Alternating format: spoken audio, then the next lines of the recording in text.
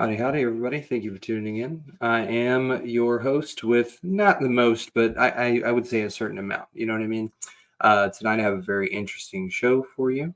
I have a fella who is a musician, an actor, an author, and also a comedian.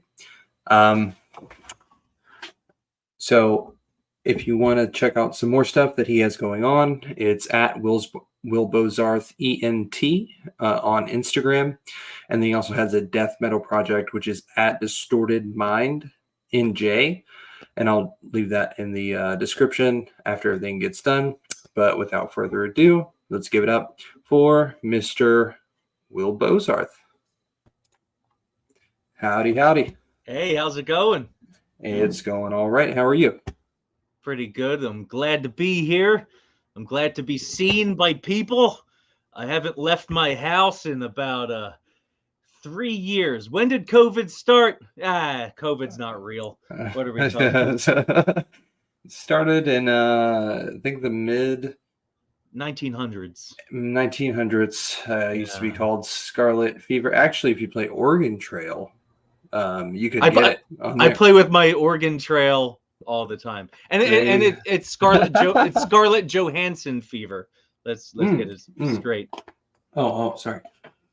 Diphtheria and COVID-19, as they call it. All right. Let me scooch this over here. Okay. So, first of all, I made you something. Okay. I made you something because I know that you're a fan of dad jokes. Hey, all right. First off, I appreciate that you made me something. I just want to set the record straight. You hate dad jokes. No, they are called puns. Whoever started calling them dad jokes, I hope jumps off of a bridge, because I'm not a dad. I don't plan on being one. Therefore, they are fucking puns, motherfucker. Okay, all show right. me your. So I made you. It's kind of the king of all puns. Oh. So the last question that I asked you, because I asked you some questions so I could lay down the framework, see what it was that you're into. Do you recall what that question was? Am I into wrestling? If you're into wrestling. So what I have here for you is Macho Man Randy Cabbage. Oh, yeah! I've been laughing about this. I've been laughing about this for I don't know, a week. Like, you're a brother. Hey! It was Hogan that said brother. Hogan said brother. Wait, Macho Madness, yeah. Slim Jims. Yeah, there you go. Oh, speaking of Macho Man, so my mom used to take me to wrestling matches all the time when I was a kid.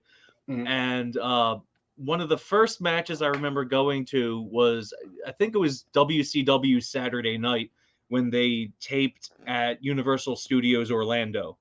And tickets were free to get in. So we're sitting ringside, and we figured, oh, Macho Man's probably gonna be there, so let's bring a lot of like the little tiny Slim Jims just in case he's there. Well, we're packed to the fucking gills with these tiny Slim Jims, and wouldn't you know it, dun dun dun dun dun dun dun dun dun, here comes fucking Macho Man Randy Savage through the entranceway. We have our Slim Jims. Here he comes, slapping our hands. We hand him Slim Jims. He's like, "Ooh, yeah!" And that was one of the highlights of my life.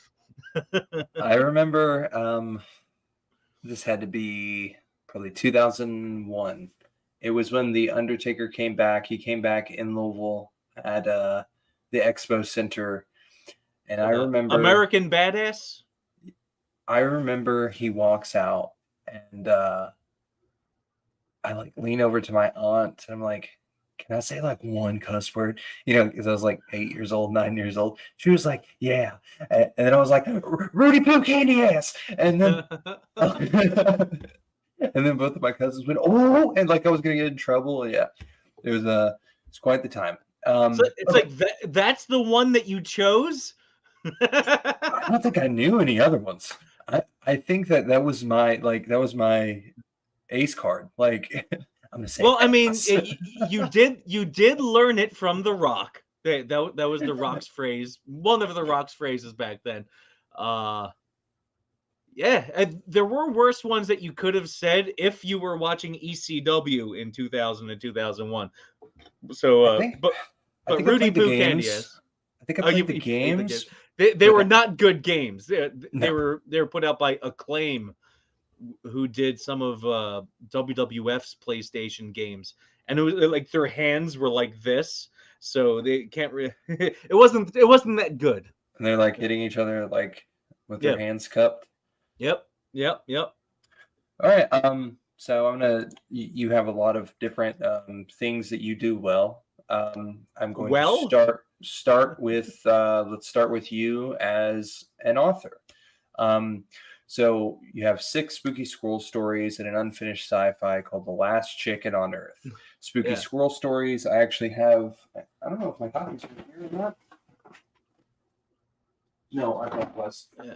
I have 3 copies of this book. One of them is signed by you, which is like up and away somewhere. And then Josh, my son, has one, and then we just have like a coffee table of it, just in case someone else brings their kids over, then they can learn about That's the spooky copy. squirrels. That's the copy that can get sticky. That's right. Children's hands they're just like they're like those sticky hands, literally, like those those ones that you like. You go Throw it into stuff? like ShopRite or Acme, and for 50 cents you can put it in that little coin turning machine, and you get that fucking long. It's like a snot with a hand at the end, so Ugh. you can just like swirl it around, sticks on things. That's They're exactly what kids' hands are like. they're only dirty. There's like clean maybe 15 seconds a day. It doesn't matter what you do. They're just gonna grab like lint under their fridge. They'll find dirt. They're like Well, if they're good at magnetized. if kids are good at cleaning under fridges, you can bring your son over to my house and clean under my fridge. If you know. No, what's weird about that is that he will simultaneously find the dirt and also add to the dirt, but also take away from the dirt. I think that actually all of the dirt on Earth just comes from kids. He's a dirt replacer. Yeah. It's like You'll be left with slightly more dirt than you had before. Yeah. It's like take a dirt, leave a dirt. Yeah, it's like take a mini train. Exactly. Take a handful, leave 2. Here's a nickel I found. Yeah. So I don't need the change. You keep the dirt. I keep the dirt. The spooky squirrel stories. When did you write your initial spooky squirrel story? A little over 10 years ago now. The first book came out in, I think, April of 2013. That was called Cracker Jack. So at the time, I was writing them with my girlfriend at the time. Yeah, that was Cracker Jack, about a little fuzzy yellow vampiric duckling, whose name was Cracker Jack. Then the second one we wrote, that one was the Skeletons in the Closet was the third one. Oh man, my memory is terrible. I know I typed them to you earlier. I can't remember the second one. Hold on. Let's see. Did you type? Oh, Cracker Jack, From Dusk Till Dawn. Yeah, Skeletons in the Closet. No Turn on Red. Yep. April Fool's Day. Squirrellock Holmes. Yep. Okay. So the second one was From Dusk Till Dawn, which is a play on From Dusk Till Dawn, the Robert Rodriguez Quentin Tarantino vampire movie. Oh yeah, there's a logo. There you go. Yeah. Sorry, I thought I had a hyperlink in the document. And now, while that is one of the logos, I decided not to print that one on the stickers and bookmarks that I made, mainly because Basil's head dotting the I just kind of takes away from it. Now, if any children are watching or listening, cover your ears. You can cover your eyes, eyes and ears and mouth. See no evil, hear no evil. Just keep your TV on so I get the viewer, but just get out. So, okay, so let me break down this logo for you. So the S's, well, the first S's in Spooky, Squirrel, and Stories are all squirrel tails. They're all Mhm. squirrel tails.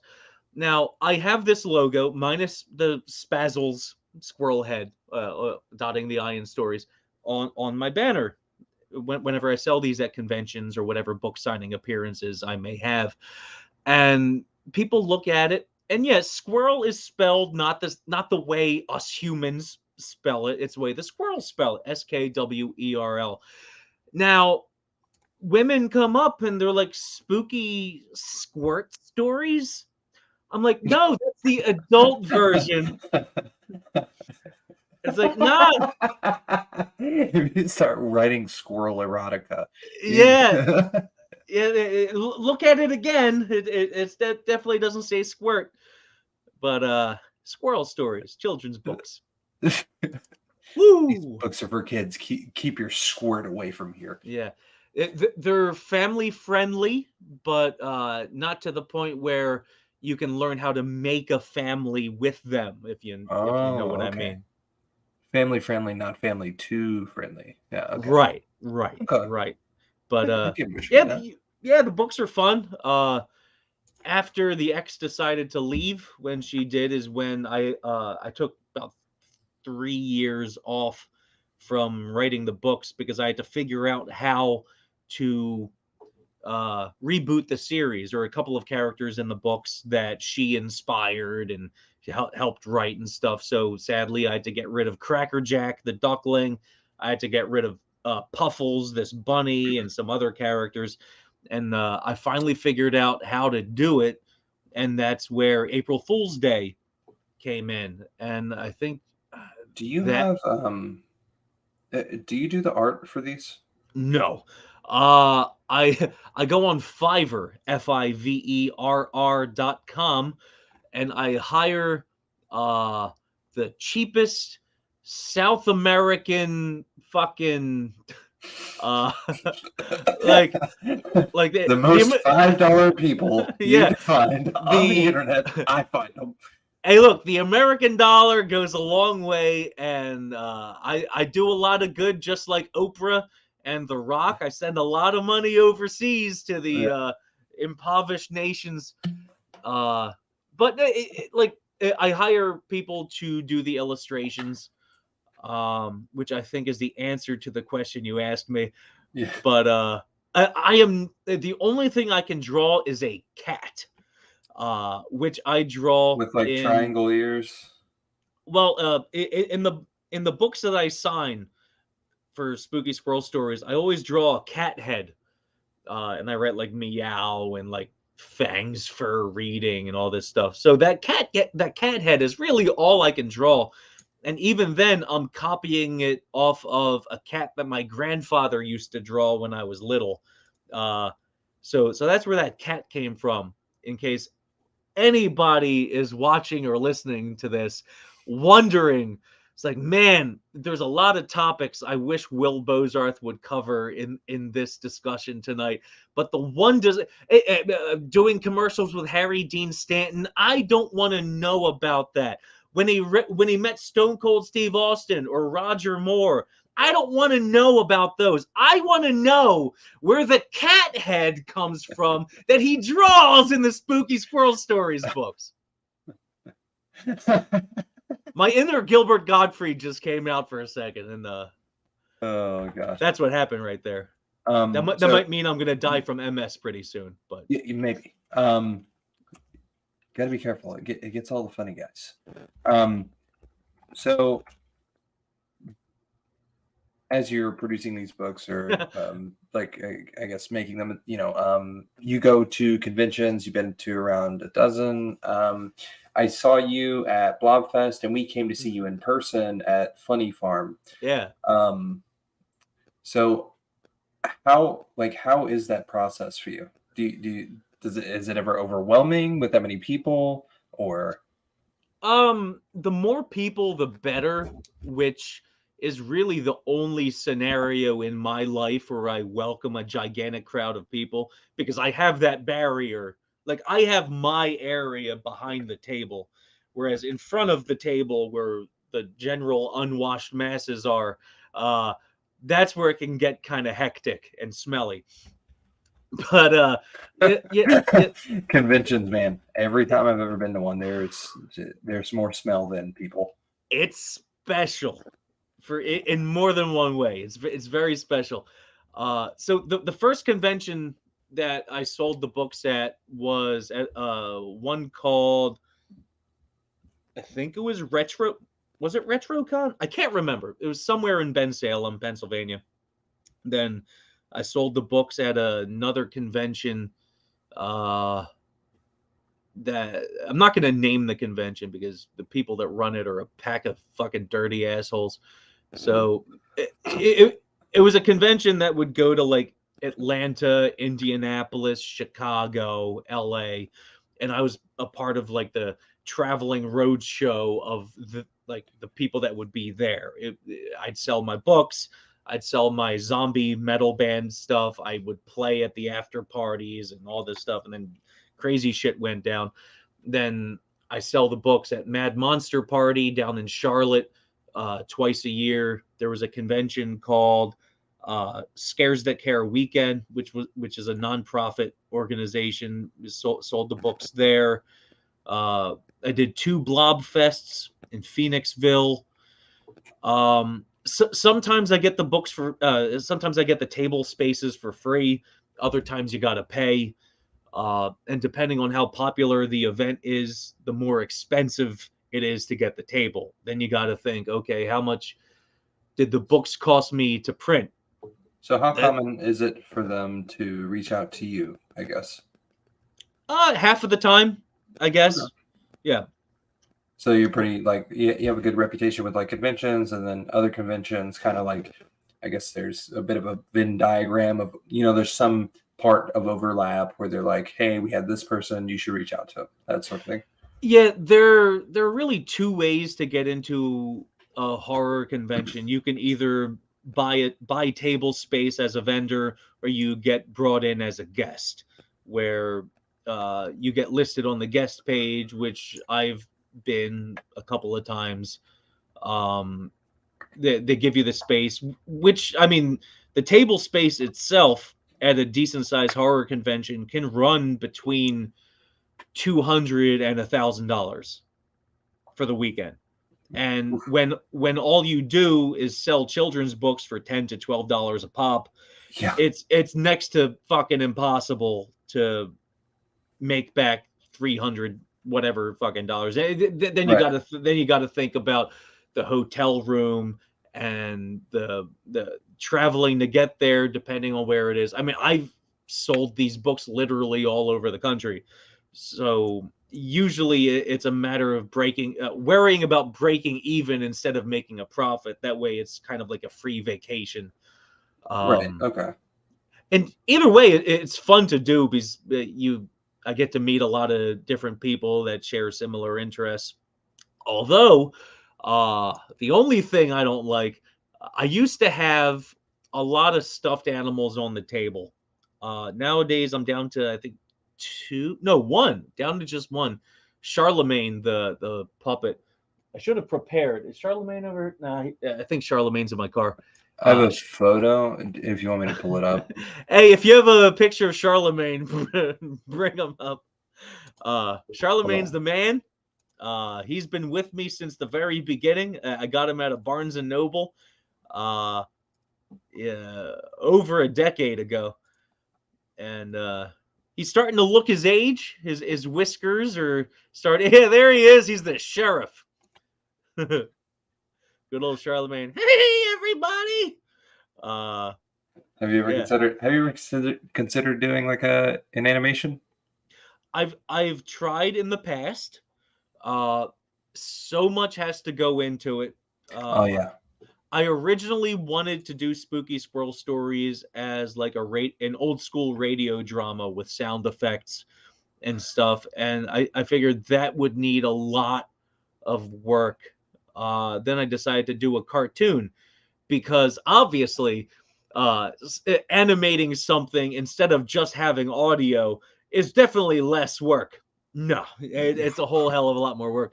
I finished half of the first book Cracker Jack, the original first book.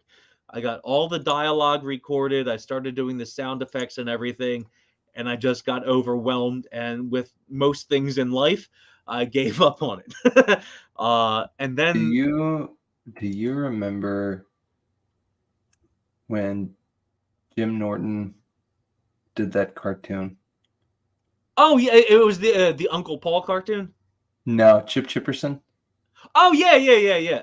I think the first thing he did was the Uncle Paul. Then he did the Chip Chipperson. Yeah, I think you're right. Do you remember how mad like everybody got at that?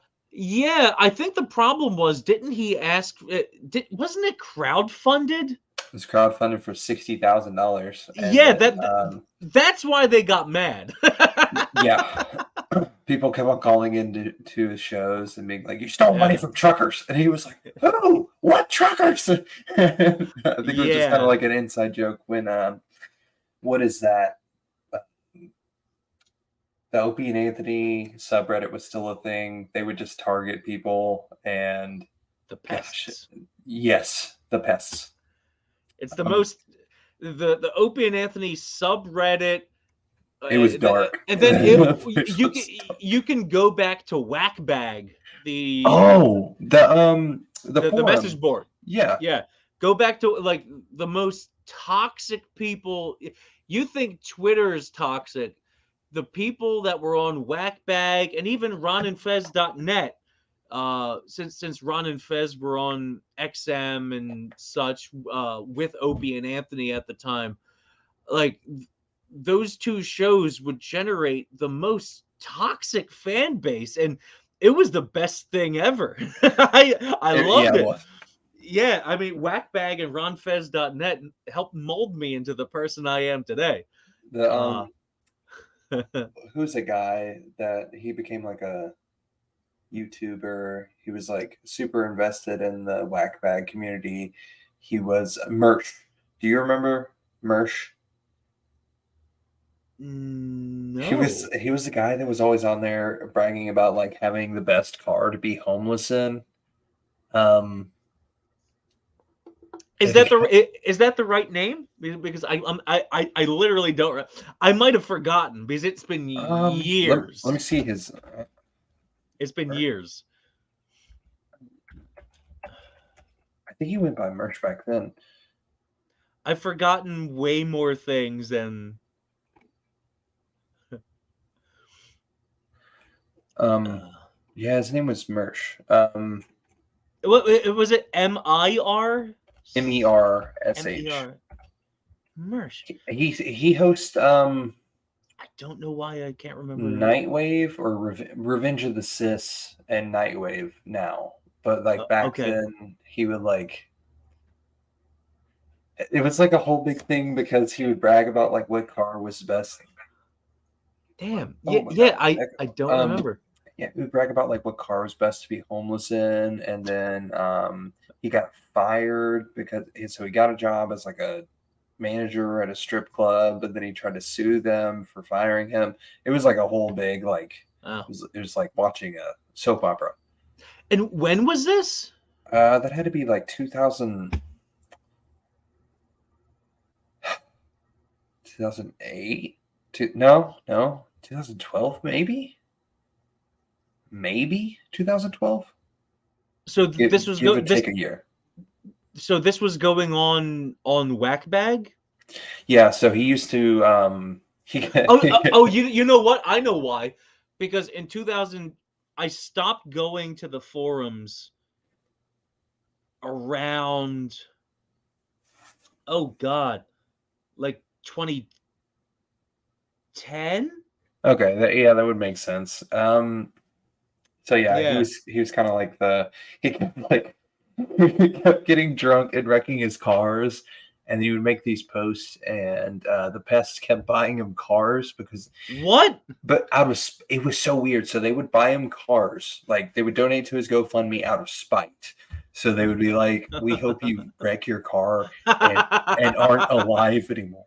And so they kept buying him cars, and like I don't know. I mean, I say kept doing it. I think they did it twice. They replaced his car twice. So I mean, once is more than enough. Yeah. The fact they did it twice, that's special. Just keep doing it. Like, eventually. So let's get back into yourself as a writer. All right. Okay, so I wanted to touch on some of my favorite writers. Yeah. First and foremost, I gotta say Hunter S. Thompson is probably Right. my favorite of all time. I was talking about this the other day. I feel like the best translation from like book to film was Fear and Loathing. You probably have more in-depth knowledge of like those. Like, See, not behind that exactly, but I'm saying like books to film. No. let me open. Let me introduce you to the Wizard of Oz, who's apparently Kevin Nealon. That's a signed Kevin Nealon self-portrait that I got in Los Angeles. But anyway, so all right, let me peel back the curtain.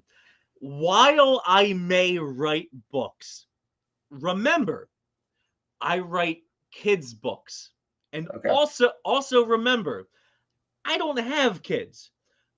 I'm writing on my reading level. No, so okay. When I was younger, I would read a lot. Every new Goosebumps book that came out, I read all of R.L. Stine's original run of the Goosebumps books up until like number 70. So like I read 70 of those motherfuckers.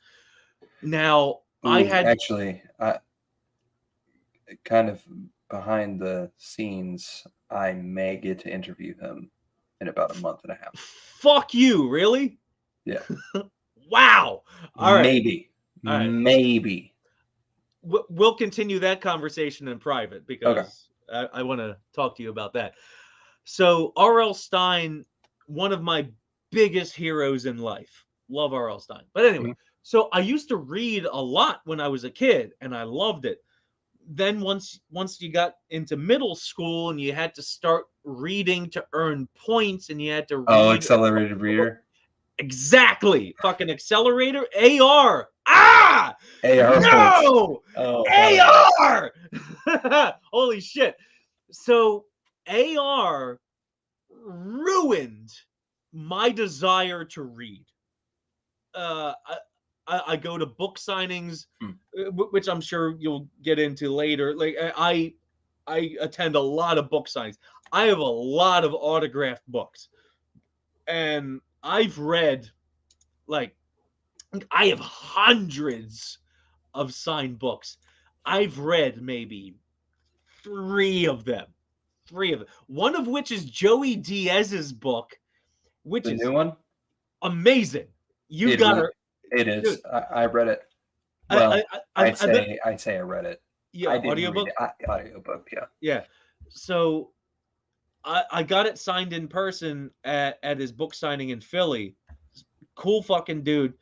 I read and listened to Norm Macdonald's book based on the true story. He signed a copy of that book for me, and that's a fucking amazing book. And it's Norm Macdonald did. Yeah, it's insane. That's got to be. You didn't know Norm Macdonald has a book? No. I knew he had a book. Oh, I just didn't know that you had a signed version. Oh yeah. He signed it for me. He wrote, "Will, don't smoke crack or don't do crack." Norm Macdonald, but that's a very Norm Macdonald thing to very Norm Macdonald thing to do. Yeah, that book is amazing. I haven't read that many books, so like, okay, so my favorite movie of all time is One Flew Over the Cuckoo's Nest. Okay. Love that movie to pieces, and obviously it's made from a book by Ken Kesey, One Flew Over the Cuckoo's Nest. And while I really enjoy the book, it's from the chief's perspective, whereas the movie is kind of, I guess, omniscient or whatever the proper term is. So with you being like into like horror movies and stuff, do you read like graphic novels, anything like that? I've read a couple graphic novels. It's easier for me to read those than it is to read actual books because you have the pictures. They're picture books for adults. Yeah. There, there's this one graphic novel that I read that I still think about every now and then because of how off-putting it is. It's called Jaybird, Jaybird, one word. Made by some guys in I think Finland or something. It's a very dark uh book about a bird, just about a bird Dear living Lord, why does this bird look like this? like What when I does it look like? it's great. I I bought the book. I saw it. I knew about it when it came out. I guess Hold you on, get. I hold guess you're. on. I guess you're I'm popping. sorry, keep doing that. I didn't mean to. Yeah, no, it's fine. It's loading. Oh, yeah, Look how he, sad that yeah, bird is, dude. he's terrified. Yeah. He's in like this creepy mansion, and you just follow this bird, and you're like, man, I hope he's okay. And it's upsetting. Like spoiler alert, everything's fine. Everything winds up okay for this bird, but like I saw the cover of this book advertised when it was about to be released, and I was like, I gotta get my hands on this. One, I love birds. Birds are great. Two, why is this bird so sad? I had to find out what's fucking with this bird. This bird's fucked up, and I need to know why. And so, yeah, I got the book in DC at a bookstore called, I think it's called Politics and Prose, Prose. Cool bookstore. They always do a lot of book signings. And the reason I was there was for a Henry Winkler book signing. He also writes kids' books. Henry Winkler, the Fonz, Arthur Fonzarelli from Happy Days, and the coach from Waterboy. He's the acting coach in Barry. I'm trying to think of more things people might know. Night Shift. Yeah, he's in Night Shift. Uh, so he writes kids' books, and apparently he is uh, severely dyslexic. So the fact that he was able to write a book is amazing, or learn all these lines throughout his career. So So did he like learning those lines? He read them like scripts. Did he read them, or did like someone, you know, he read must have them had to him, and then he he? yeah he must have had help. People getting him to learn. I'm not exactly sure of his process, but the way he makes it sound is like he could barely fucking read when he was doing Happy Days. Like it's nuts. Um, so his book series, he has like 20 books out. Hank Zipzer, Zipzer. It's about a kid that's dyslexic, so he writes these books for kids who are going through troubles or whatever. So I was at a book signing for that, and that's when I found the Jaybird book. So it was like this weird mishmash of, oh, I'm meeting the Fonz for his kids' book. Meanwhile, here's this fucking terrified fucking book about a bird. Uh, anyway, so that's when I finally bought the Jaybird book.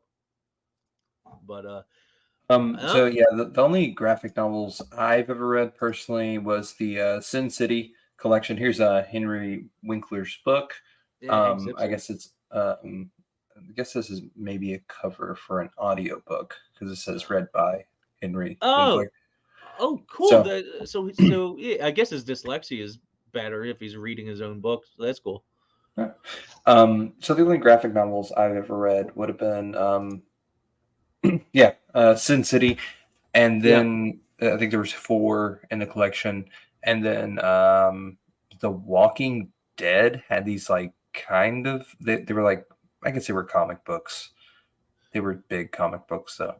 Well, yeah, I mean that's how they originally were. Yeah, Yeah. they were done as the graphic novels, and then they were turned into the TV show. Yeah, that makes sense because I remember I was reading them, and then I'm not gonna remember her name. The lady with a sword, Michonne.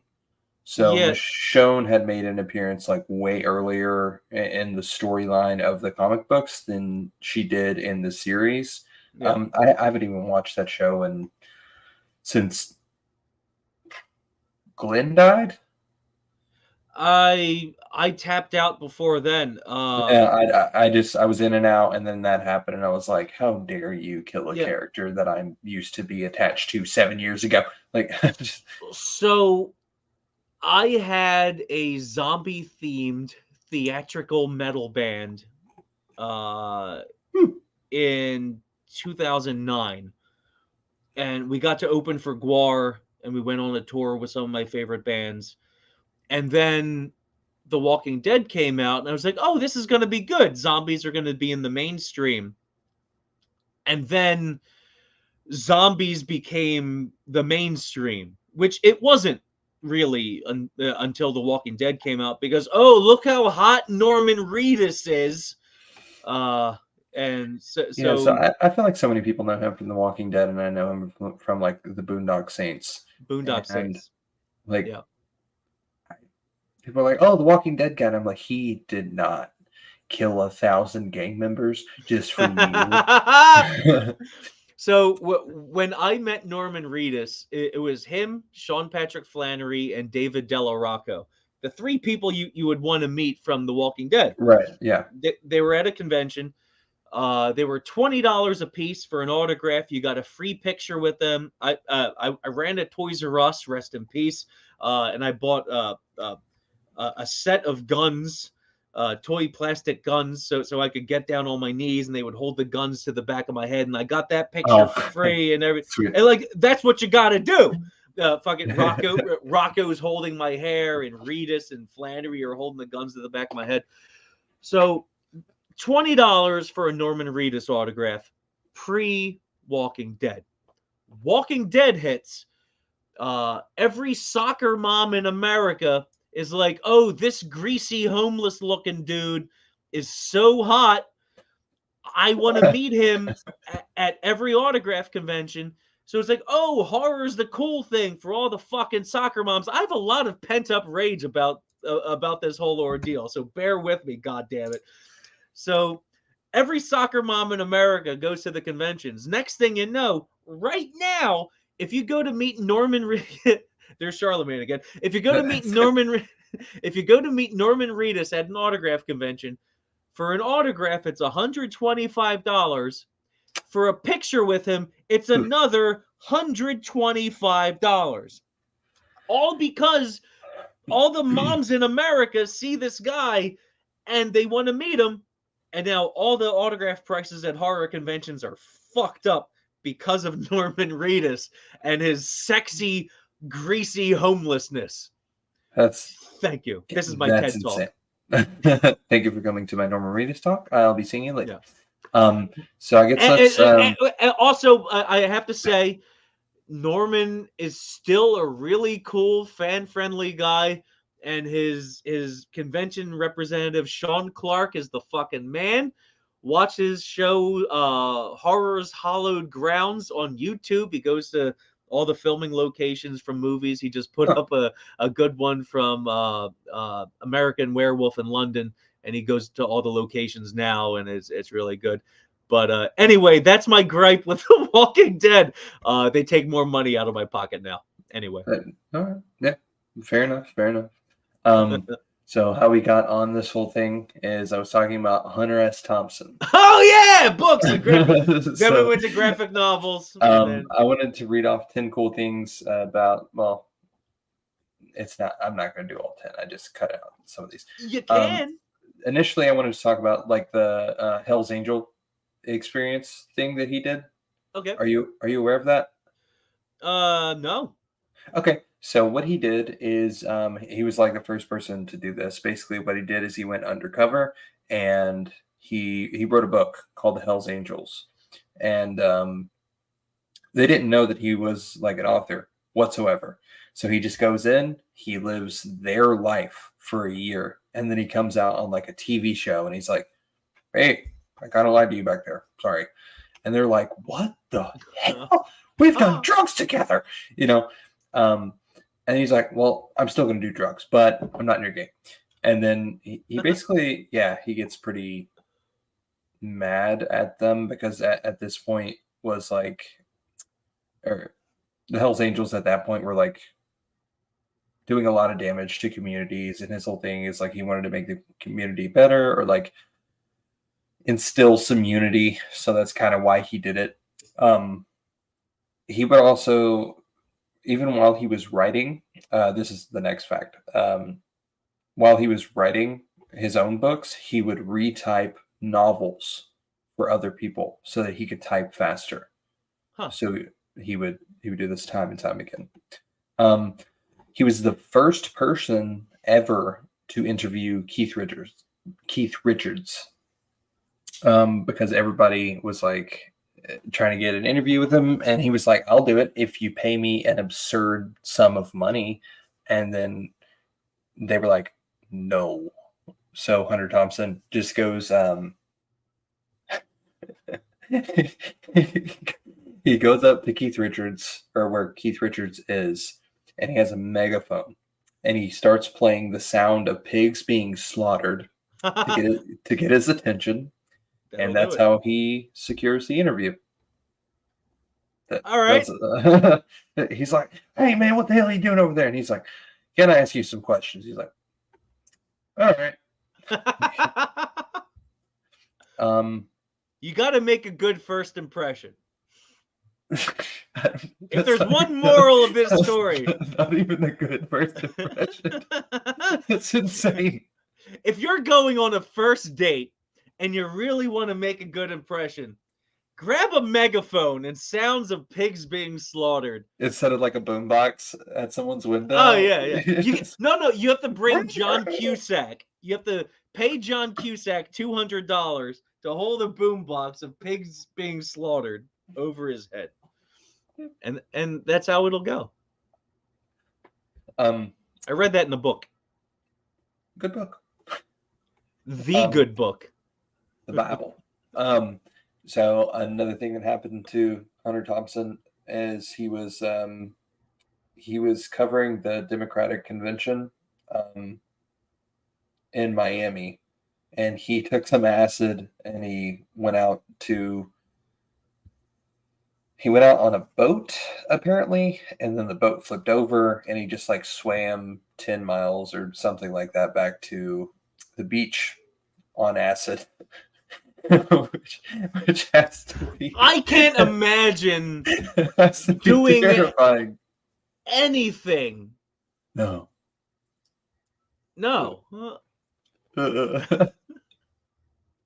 The amount of mental training that Hunter S. Thompson had to do on acid just to say, my boat flipped over. I'm going to swim 10 miles back to shore.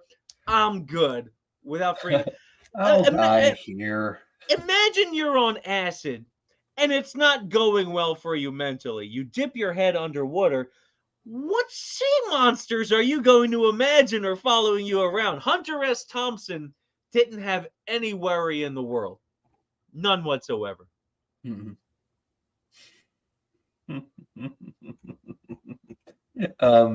So first of all, that whole experience just sounds, yeah, I would just die of a heart attack out there. That's what I would do. He ran for sheriff. He of course lost, but in his "Why should you vote for me" speech, he basically said, this was in 1970. So this is maybe I'm confusing. I think he ran again and then he just drops out of the race. But during his like "Why should you vote for me" speech, at the town hall, he starts talking about how big of a piece of shit Joe Biden is. And you have to remember, like, this is when Joe Biden had been found guilty. Let me find out when this was. It was back when more people knew how big of a piece of shit Joe Biden was. He was more forthcoming about it back in those days. And Hunter S. Thompson, I guess, called him out. 1987. So I guess he did it again. So, and like 18 years later, he basically, so Hunter S. Thompson goes to this meeting and he's like, hey, look, I may be a piece of shit, but Joe Biden is a piece of shit. So that's why I should win. Everybody's like, I mean, like, and then the fast forward a couple of decades, and it's pretty much the same. Joe Biden's a big piece of shit. It's the same. It's the same thing. He's the biggest piece of shit you ever walked saw. in here and I said, wow, what a piece of shit. Yeah. I've never seen such a piece of shit. Lizzo could eat Taco Bell.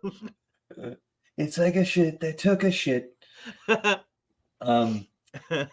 So I guess that's all I wanted to. Oh wait, no. The last thing I wanted to say is, you know how Hunter S. Thompson died? Do you know? Didn't he shoot himself? Yeah. So Yeah. he was watching the NFL playoffs, and I don't remember whatever his team was, and maybe I'm incorrect, but this is what I've heard. So I'm just going to spread misinformation because no one cares. His team was in the NFL playoffs, and they lost. So he just like goes into his living room and goes, just and surprise brain confetti on the living room floor there. Well, wasn't he sick?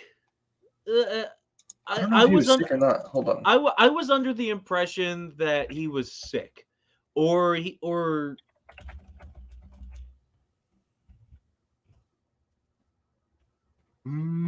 I know there was a big celebration with a cannon and everything after he died. Yeah, they put like a bunch of peyote in his hands, and it was $5 million for his funeral, and Yeah. Johnny Depp paid for it. Okay, let me read this again. I think Nicholson was there too. I might be wrong. That would make sense. Back then, he was everywhere. Okay, death. Self-inflicted gunshot wound. Alpha is 40. He lived in a compound. Or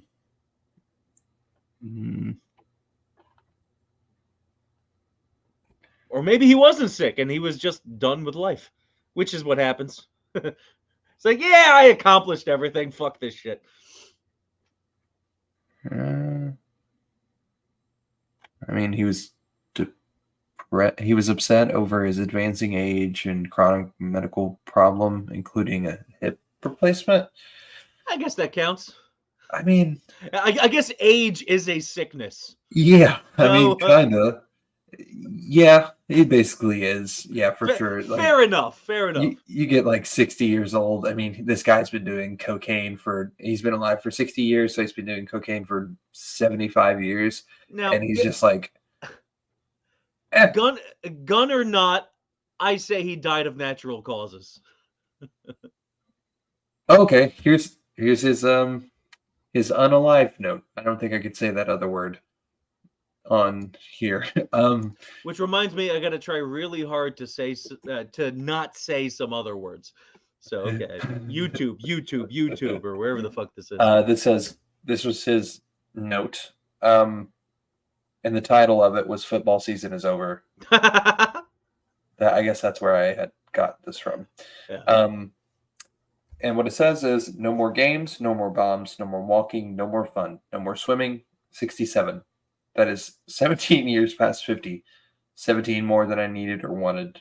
Boring. I am always bitchy. No fun for anybody. 67. You are getting greedy at your age. Relax. This won't hurt. Not his best work. Yeah. He said some better stuff. I mean, what you want to go out on a high note? I mean, like that. Like, come on. Life AI, is a blooming flower garden in which something. yeah. It's like AI could do better than that. I'm old. Goodbye. Hey Google, no. Alexa, write an unalive note. Okay, We are now so phoning the authorities. I typed this in. I didn't finish it. I just wrote down that Ernest Hemingway had a Bronze Star. So, in case you were wondering, All right. he did. Good to know. So now we're gonna get into the autographs. Oh boy, What is your most cherished autograph? that's tough, man. That's tough. I will need you to Okay, split. top five. You get what about Well, that? well it's tough because there are two categories to switch them between. Mhm. Ones I got in person and ones I just have. So I've obtained many over the years without meeting people. Like You said you had like thousands, right? thousands. I try to make spreadsheets every now and then and be like, okay, I'm gonna sit down, I'm gonna finally do it, and then I give up after like 2,500, and I'm just like, I have so many, and it's not impossible to make a list of everything. I just get tired of doing it. I have so many. So to say most cherished or prized possessions, it would have to be that I've obtained not in person and ones that I obtained from them directly. So Okay. it's Yeah, fair enough. uh and then you have to split it. This whole autograph thing, Yeah, I mean, there's thousands, and this was kind of a I'm convinced it's a sickness. It's a sickness. It's ingrained in every ounce of my being to add more autographs to my collection. And I know a lot of people, probably you included, that's like, why? Why? It's pointless. It's a thing, blah, blah, blah. Here's the answer. I'm going to get as close to the camera as I can. Hold on. Let me just make sure I'm sure. I don't know. just kind of a thing that you started and then kept doing. The amount, like, so I've met okay, Al Pacino. I met him twice. Al Pacino. If you don't know who Al Pacino is, throw him into Wikipedia, throw him into IMDb. He's one of the greatest actors who ever lived. So I met him twice. And saying this for Al Pacino could be the same for Sam Rockwell or I was gonna say the Pink Ranger, but whatever the fuck. I will not put the Pink Ranger in any of this. So when it comes to there's a couple different ways. This is such a long answer to your question, but I'm just No, gonna you're have fine. to. I'm gonna have to ramble, and This, I will find. this is Al Pacino.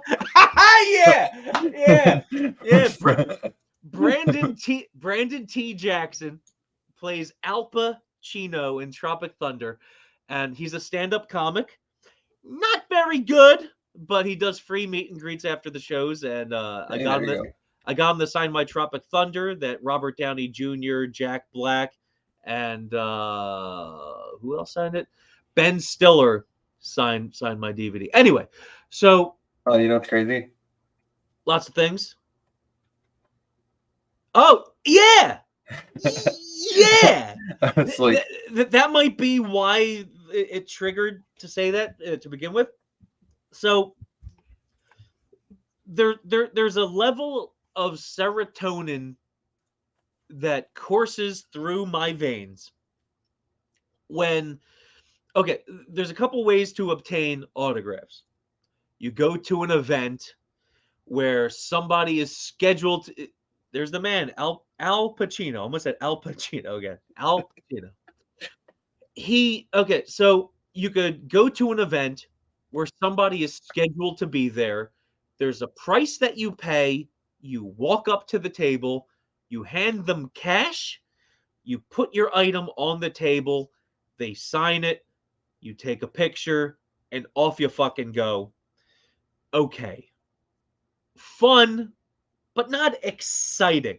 Maybe for a couple of seconds, you're like, yeah, there's fucking so and so from MASH. Or fucking, hey, there goes Barbara Eden, fucking Genie from I Dream of Genie. Fine, there they are. But Al Pacino doesn't do it. Robert De Niro doesn't do these things. Jack Nicholson doesn't fucking do these things. Robert Downey Jr. doesn't fucking do these things. The only way you can meet these people. What do you mean these people? What do you mean these people? Is you got to go to if they're scheduled to. I almost said Letterman. If somebody's scheduled to be on Johnny Carson, you go to where Johnny Carson's being taped, and you wait outside. You find the couch and you hide behind it.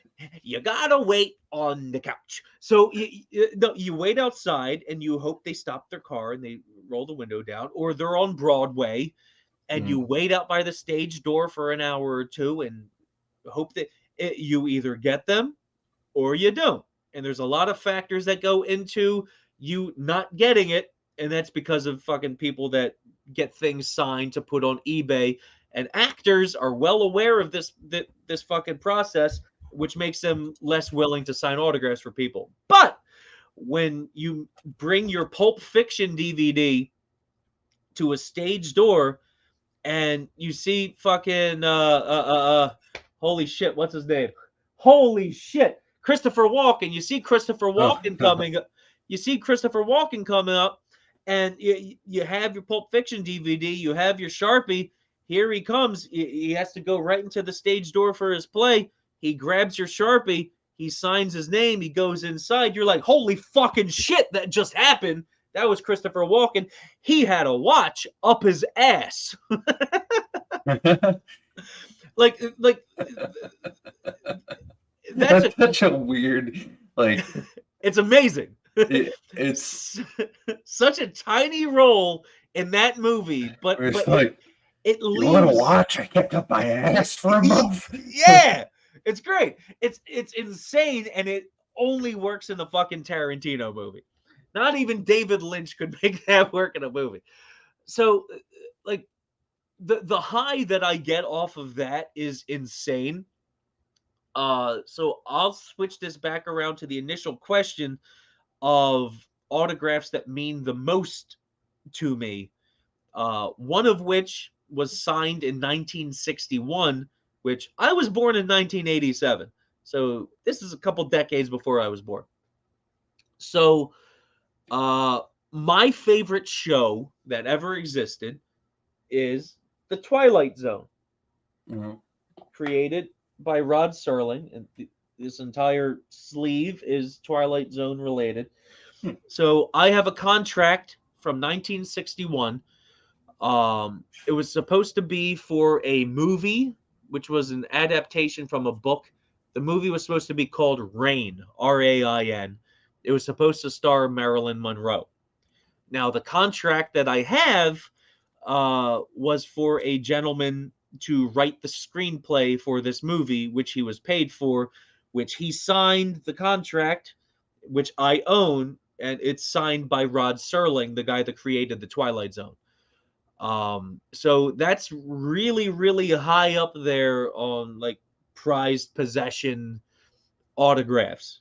I didn't get it in person, so it is what it is. I had a Bela Lugosi autograph. That sounds super impressive. From 1964, you said? 61.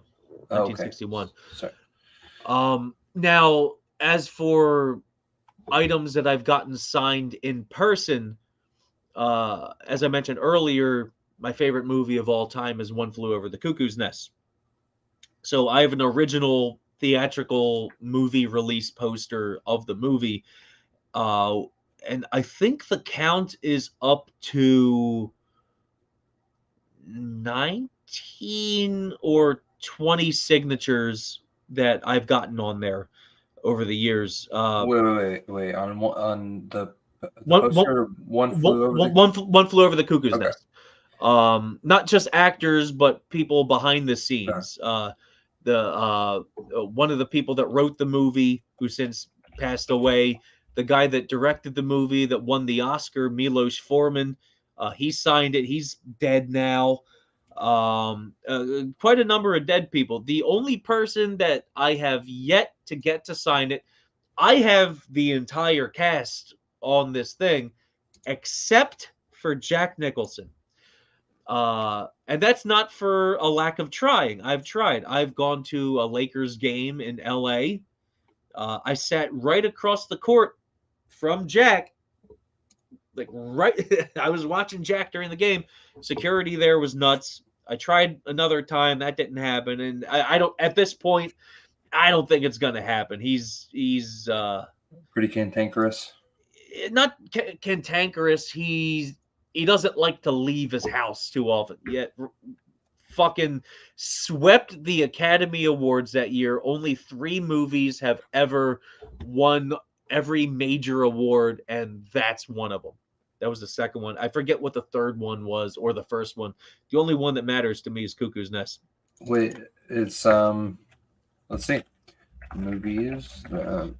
It feels like there was one in the 30s or 40s. It might have been 50s. I can't remember. I really can't remember. But there were 3 that swept all the major awards. I think Everything Everywhere All at Once got close. I don't even know how to really find this. What movies swept the Academy Awards?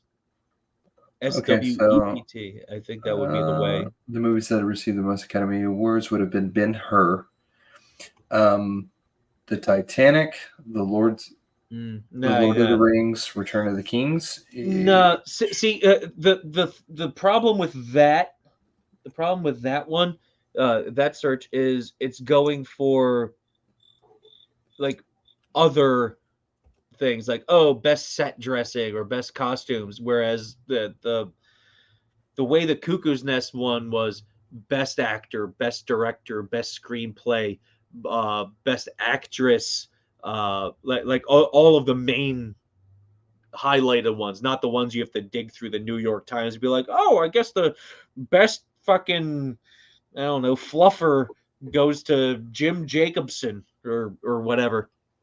But anyway. Okay, wait. I found it. Okay. So this is a list of like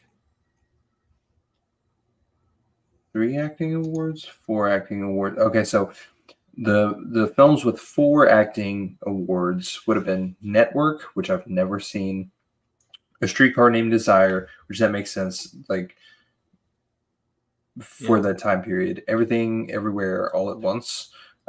That's the 3 that have won 4, and then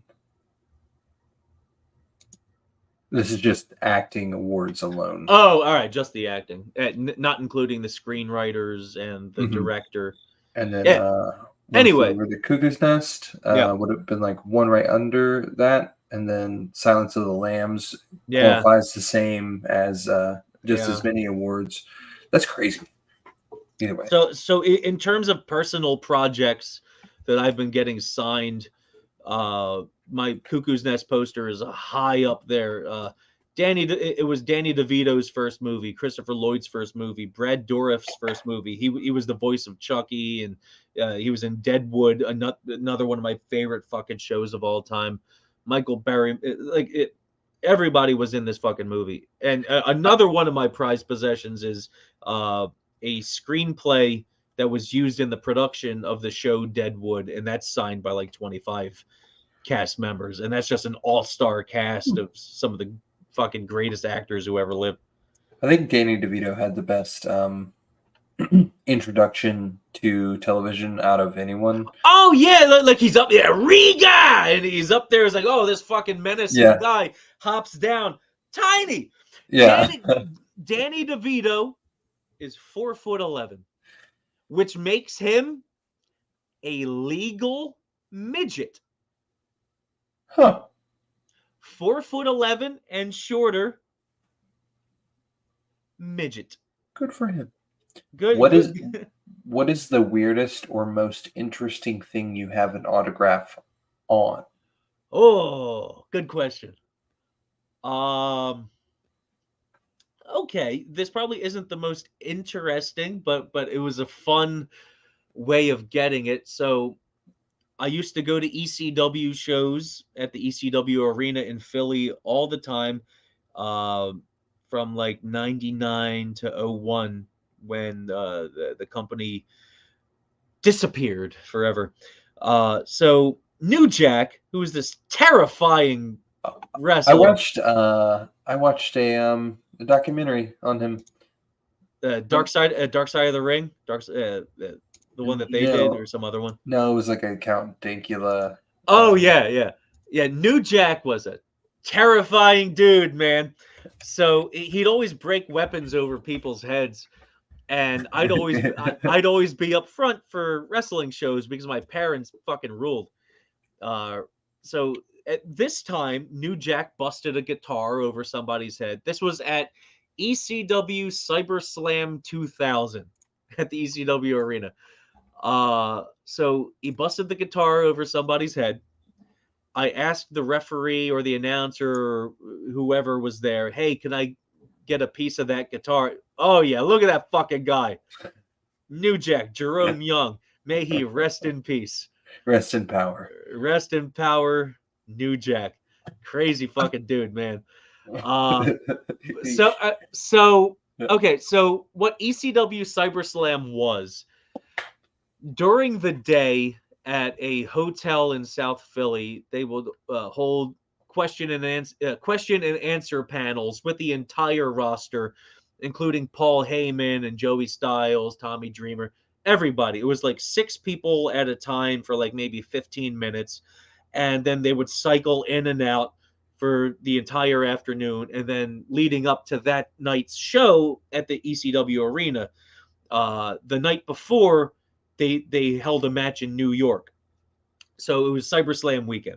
So the one in Philly had the question and answer panels.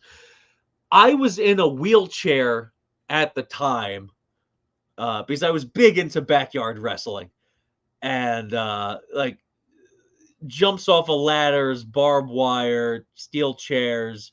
I got my hand split open. Somebody threw a metal pole at my hand and fucking put it up and everything. So anyway, at this point in my backyard wrestling career, by the way, my backyard wrestling name was Mark McMahon. I was the illegitimate son of Vince McMahon.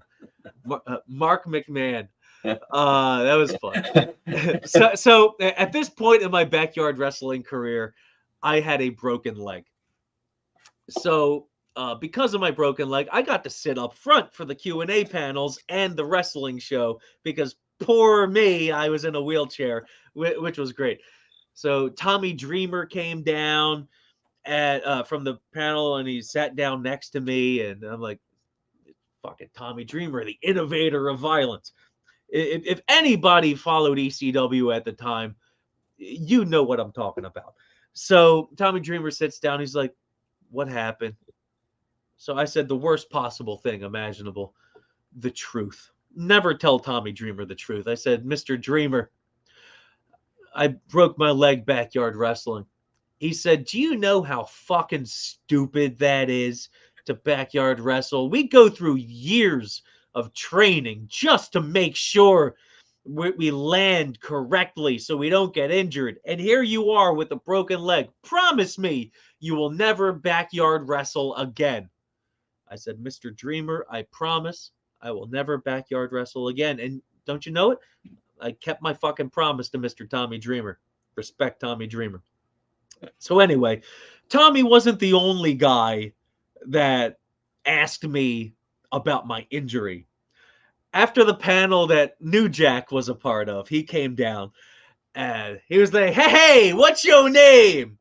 I said, "Will." "Will, you broke your leg!" And he walked away. Like, this motherfucker is making fun of me because I have a broken fucking leg. And Balls Mahoney, another ECW guy who wound up being cool, and he became friends with my mom and everything. Like, he brought New Jack back over, took a picture with me and everything. And so throughout the entire course of that afternoon, every time New Jack would see me, he'd be like, "Will, you broke your fucking leg!" The entire time. And I'm like, all right, this terrifying African American gentleman. I think that's the way I have to word that in 2023. Last year, I would have said a whole different set of words, but hey, I'm progressive. Anyway, so New Jack's yelling that shit. So fast forward to the show that evening. New Jack breaks a guitar over somebody's head. I asked the ring announcer, Stephen DeAngelis, could I please have a piece of that guitar? Which he happily obliged, and he gave me the piece of guitar. And then after the show, I had my mom wheel me around to the back of the venue because very unsecured bingo hall in on Swanson and Rittner in South Philadelphia. You can just go to where the wrestlers were coming out. So I was there in my wheelchair and holding this piece of guitar and a marker. New Jack comes out of the back room. He goes, "Ha ha! You broke your fucking leg." So I say, "Yes, I did, New Jack. Could you please sign this piece of guitar you broke over, I don't know, Danny Doring or Amish Roadkill?" I don't remember who he broke it over. He said, "Absolutely." So he wrote William New Jack broke leg.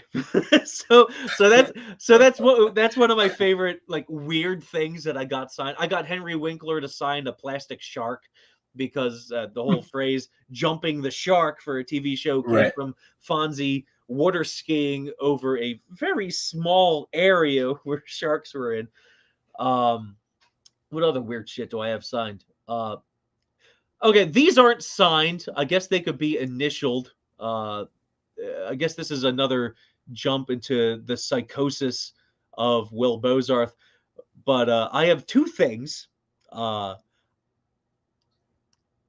started collecting these by accident, I guess because I had been drinking at the Compound Media Studios with Anthony Cumia, name dropping somebody that many people hate, but I don't care.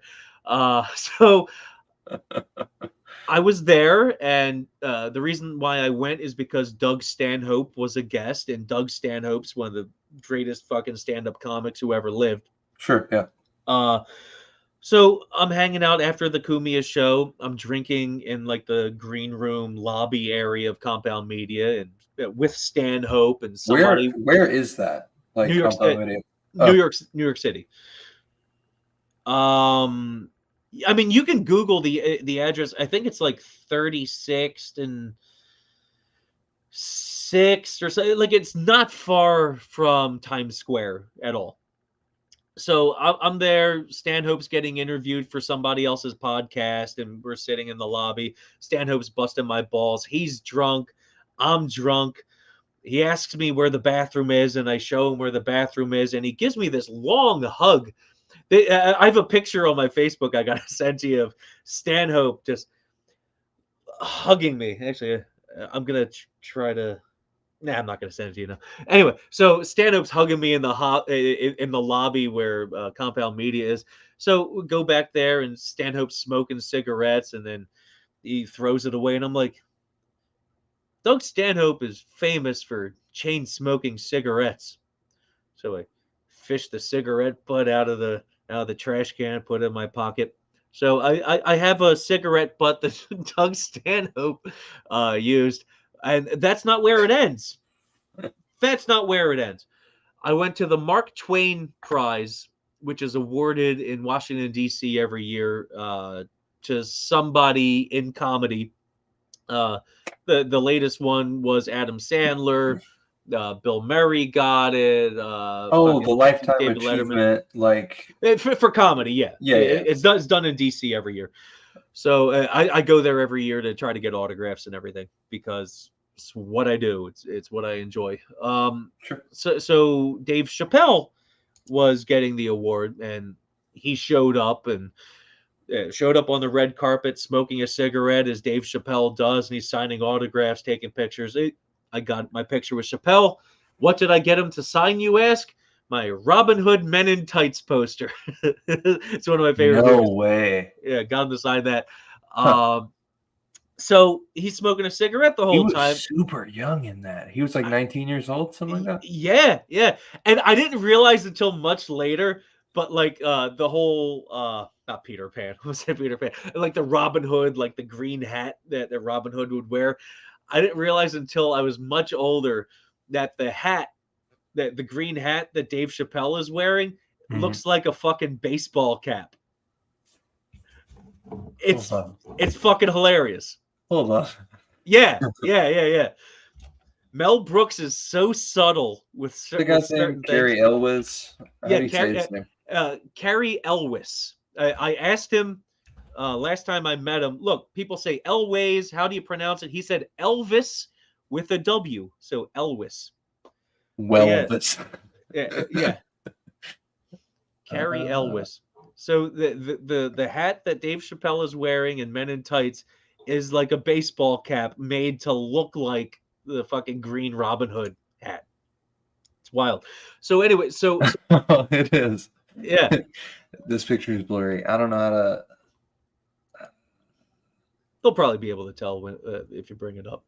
But so he's smoking a cigarette on the way down, and I'm at the end of the line because it's comfortable down there. It's less chance of people reaching over your head with their shit to get signed. So he puts a cigarette out right in front of me. Yeah. It looks like a backwards baseball cap. Everybody else has this like boat hat thing going on. Yeah, and his is a backwards baseball cap. So Chappelle puts his cigarette out right in front of me, and I'm like, this would go great with my Doug Stanhope cigarette butt. So I have a Dave Chappelle cigarette butt, and I don't know why. It's an interesting thing. I don't actively collect celebrity cigarette butts.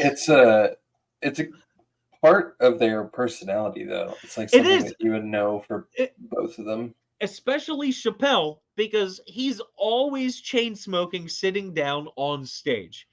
Yeah. And it's just become a thing that he's associated with.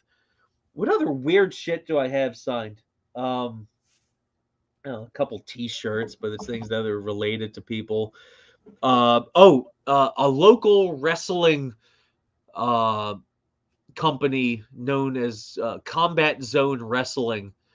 One of the most extreme wrestling companies you would ever see in your life. Who's what's that company that Zach wrestles for? That's Zach Amico wrestles for. Oh, I'm not sure. He wrestles for someone, and then my other friend Steven is the announcer, and I didn't know that those two worked for the same organization for like a long time. Yeah, I think Zach works for one out of either North Jersey or New York, whatever. It's but Brooklyn. Brooklyn. Yeah, I don't know. I'm so out of the loop when it comes to wrestling stuff. I really have no idea. All of my reference points are from 2002 and earlier. So people bring up people they're like, oh, so and so is the WWE World Champion, and I'm like, ow. For one, it's WWF, and two, who the fuck is that? It's like they started wrestling after I stopped watching wrestling, so I really know nothing. But I have pieces of table signed by the CZW roster. God, I have so much stuff. It's Funko Pops, but those aren't weird. Oh fuck yeah. Okay, the guy that tried to assassinate Ronald Reagan, John Hinckley Jr. Uh-huh. You're like, yes, go on. So when he was released from prison, he was put under court mandated. I'm sorry. Yeah, Imagine like you walk up to him with like a 22 and you're no, like, no, son. no. Yeah, court mandated. Get him to Like sign a baggie of crack. he was okay. So he wasn't allowed to leave, like go beyond 10 or 20 miles of his parents' house. So when he was released from prison, he had to live at his parents' house. Uh, and it was only within the last year or two that he was granted full, like he's free. John Hinckley Jr. is free to do as he pleases, which includes playing acoustic music. He now does like peace and love and everybody's great and whatever hippie music, which is insane because he tried to kill fucking Ronald Reagan. And he also paints terribly. John Hinckley Jr. is a terrible painter, almost as bad as he is a shot, because he almost killed Ronald Reagan, but he's not a good shot. He's a worse painter actually. So He was like 3 feet away or something like that, right? yeah, it wasn't good aim at all. He had his chance and he fucked up. So if you're on Twitter or X or whatever you want to call it, you can follow John Hinckley. I forget what his Twitter handle is, but if you set it to alert you via text or push notification whenever he tweets, you will become aware of his tweets instantly. And what the tweets usually are links. Jeez. They're links to his eBay page where you can buy his paintings, which are terrible, terrible. They're terrible, and I own one. Uh, I own a John Hinckley Jr. original painting. I don't. dude, look Oh, at now he's taking photos. Yeah, I mean, this is from like this time last year, but like it's not even like Actually, okay, he wrote his name. Okay, oh, you so his scrolled name back, is clearly John Hinckley, and he just Yeah. wrote John Hinckley Photography, Yeah, and then it's just a that's picture a of a fat fat cat. cat. That is a very fat cat. That cat is going to die soon. Okay, yeah, look, let's keep a positive vibe. If you're about negativity, go elsewhere. And if you, yeah, there he is on stage. He lives in Williamsburg, Virginia. I tried to book an acoustic show with me opening, but he didn't reply. I would like to open for John Hinckley Jr. But anyway, so I have that. I have a postcard that was sent to the. I'm trying to find a way to word this without burying the lead, but I guess the easiest way to say it is I have a postcard signed by Charles Manson that he sent to one of his best friends. Uh, I have a signed picture of Chris Benoit.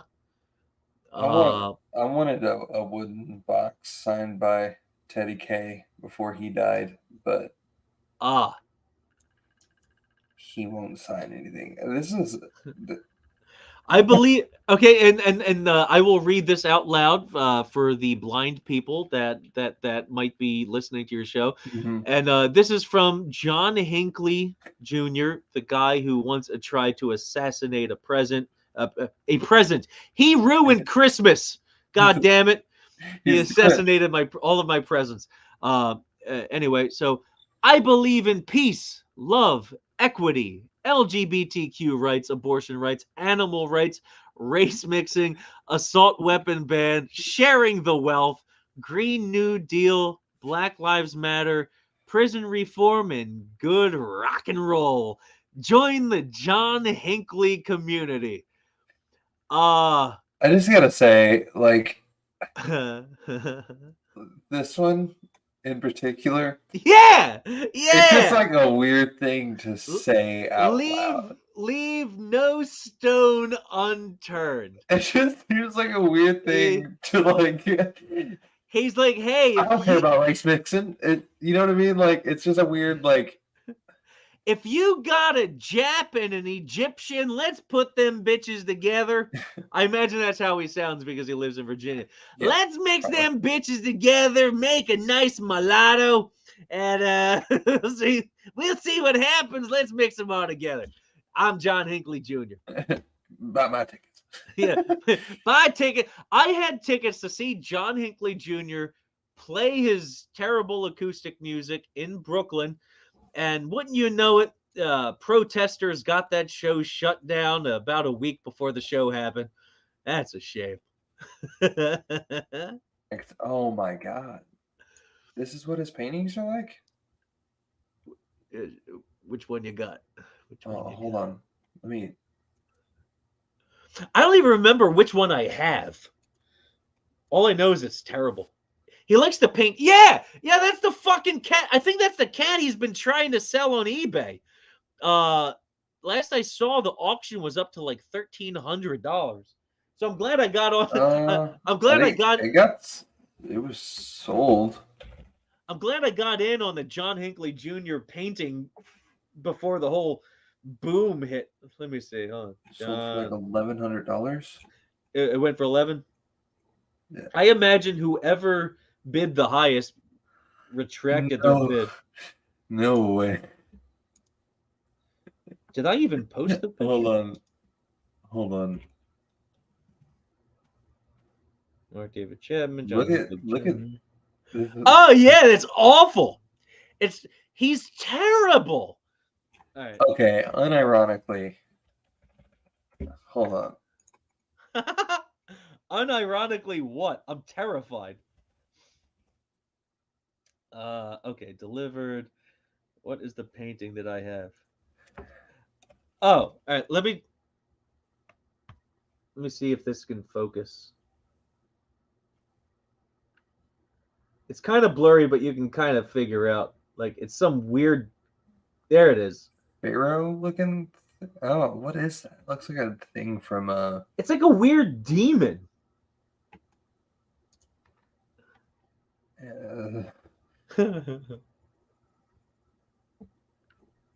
Yeah. So this John Hinckley Jr. Okay, so that's a weird clown Saddam. Do you know who painted that? No, Banksy maybe. I don't fucking know. Looks terrible. Oh, Bush did that? Yeah. Bush is usually a better painter than that. I have No, that's what I was saying. Like he, like unironically, it's a really good like. Yeah, he's usually good. What the fuck with the clowns? Okay, that's a better Dalai Lama. He's good when he's not trying to turn them into clowns. This is a pretty good self-portrait, really. I think it looks more like Mitt Romney. I can see that.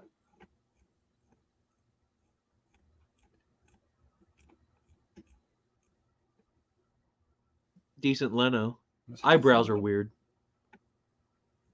I don't know. Yeah, he likes to paint military people. All right, that's a good one of his dad. Yeah. Wouldn't be prudent. Roman Padilla. I feel like I should know who that is and don't. Nah, just a military guy. It's a dog.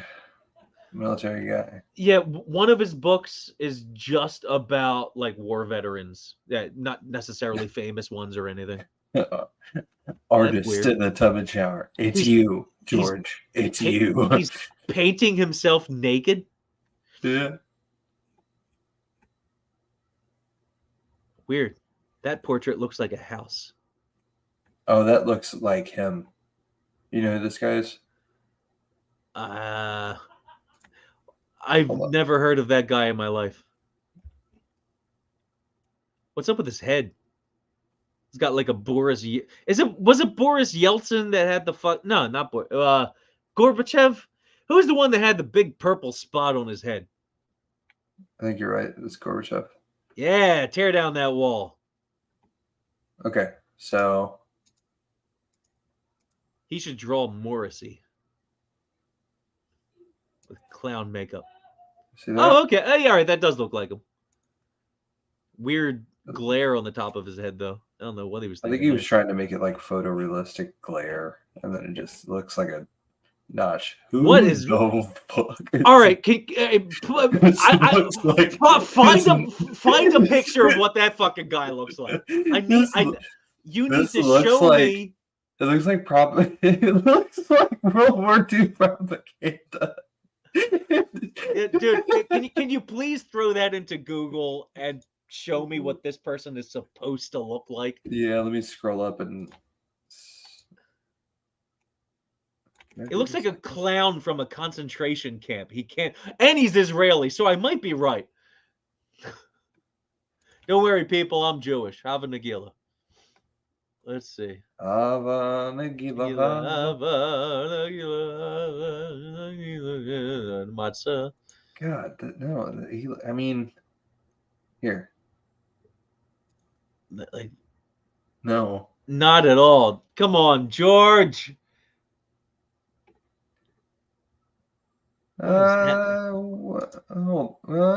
Maybe if we see his source material, like which painting was he?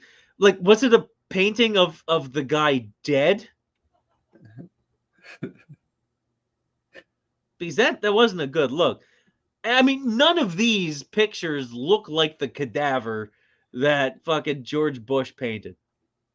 I mean, the closest one is like, where is it at? It's like a really bad picture. I mean, they're all like this one.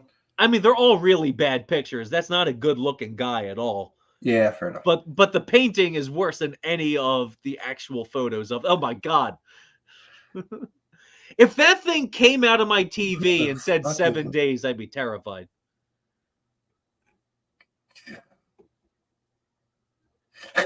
All right, the look on Putin's face is like, who farted? I mean, I guess he like encapsulated the idea of Putin with this. That's good. He encapsulated the idea of Putin. Oh my God, Walter Matthau? Is that Walter Matthau? No, it's. Oh yeah, the late Czech Republic president Václav. I have no idea. That looks like a human. Yeah, at least. Oh, Yoko Ono. Okay, that's. Wow, that was interesting.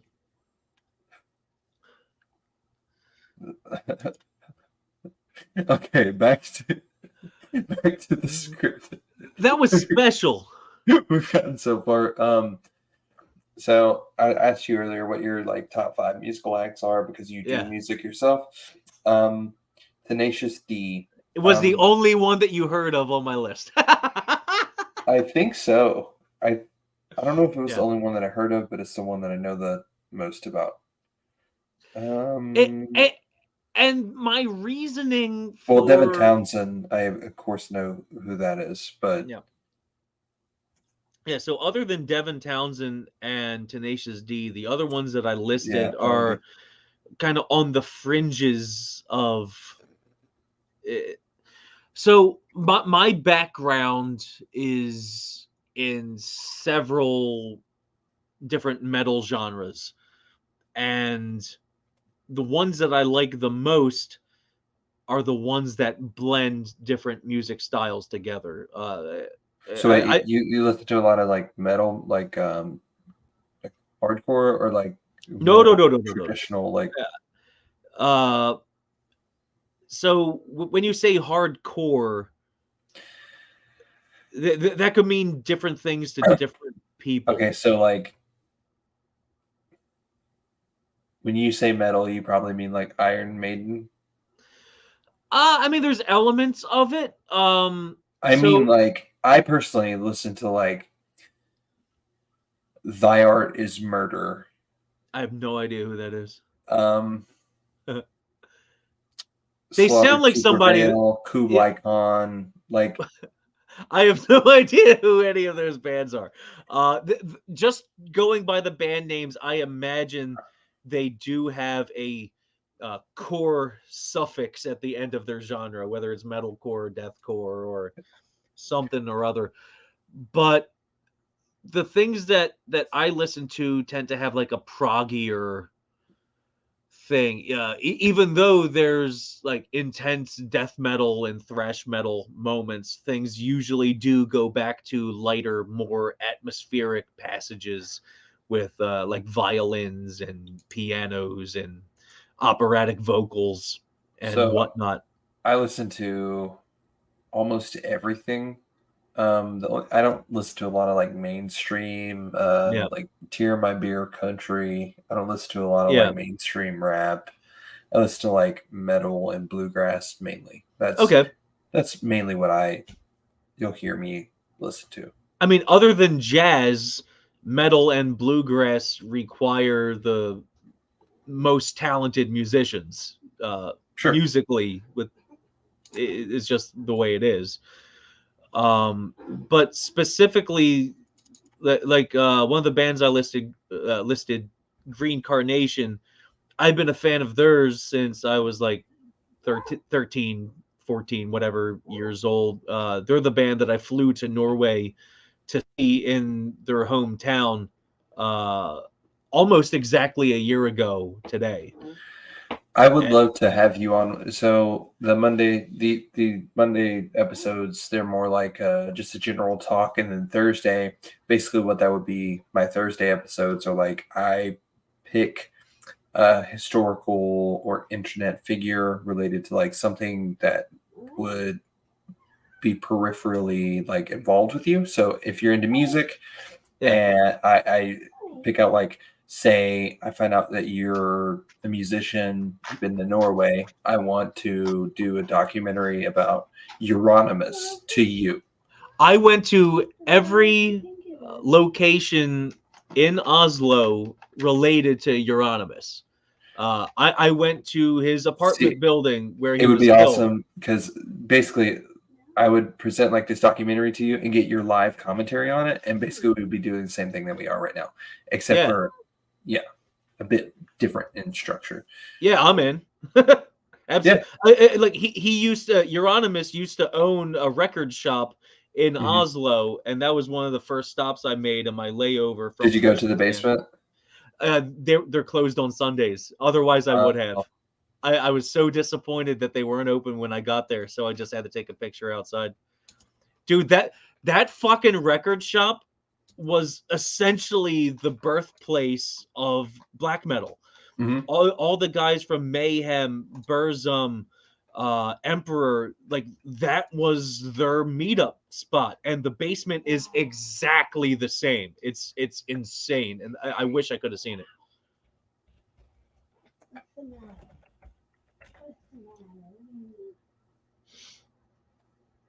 Yeah, I went I'm to. gonna.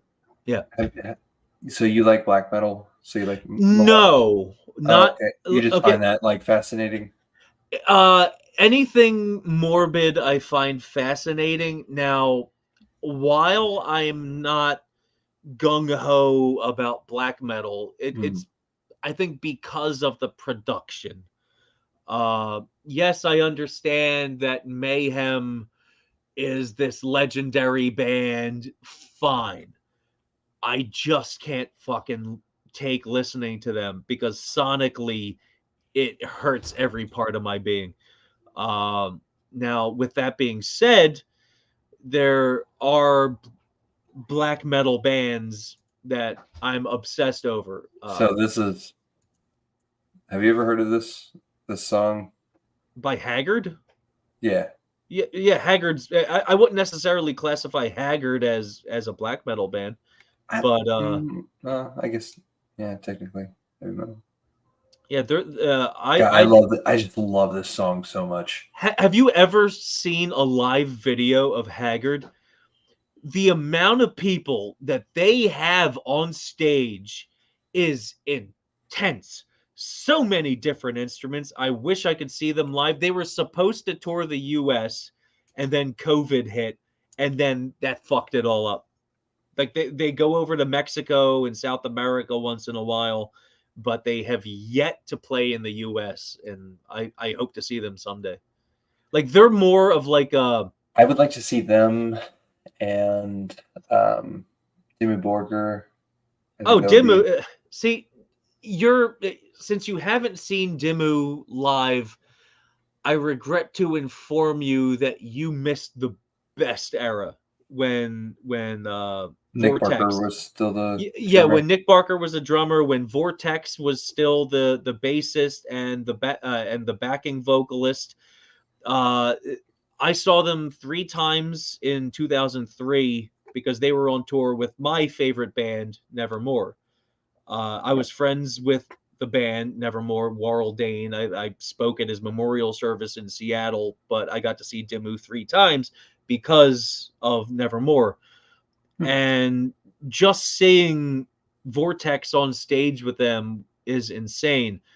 Now,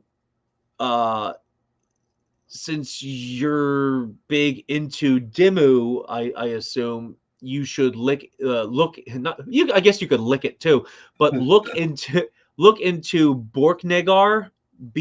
Don't worry, I didn't say what you think I said. Borknagar. Hold on, wait. I'm gonna add it to my YouTube music. Bork. Oh, here it is. Naga. It's right Yeah. here. It's like the first. Their last album. Okay, so if you had to pick a song that best encapsulates, or represents their style, Up North, like that. It's the standout track on the latest album, and okay. it's I probably downloaded it, so awesome, dude. Like it. So the reason why I bring them up is because Vortex, the guy that used to play bass and do like the operatic backing vocals in Dimmu, is the frontman of this band. And I got to see them in Brooklyn, and holy fucking shit, are they amazing. And their last album, I think it's called True North. What the fuck? Whatever their last album was. Hold on. So what? Yeah. What? Yeah.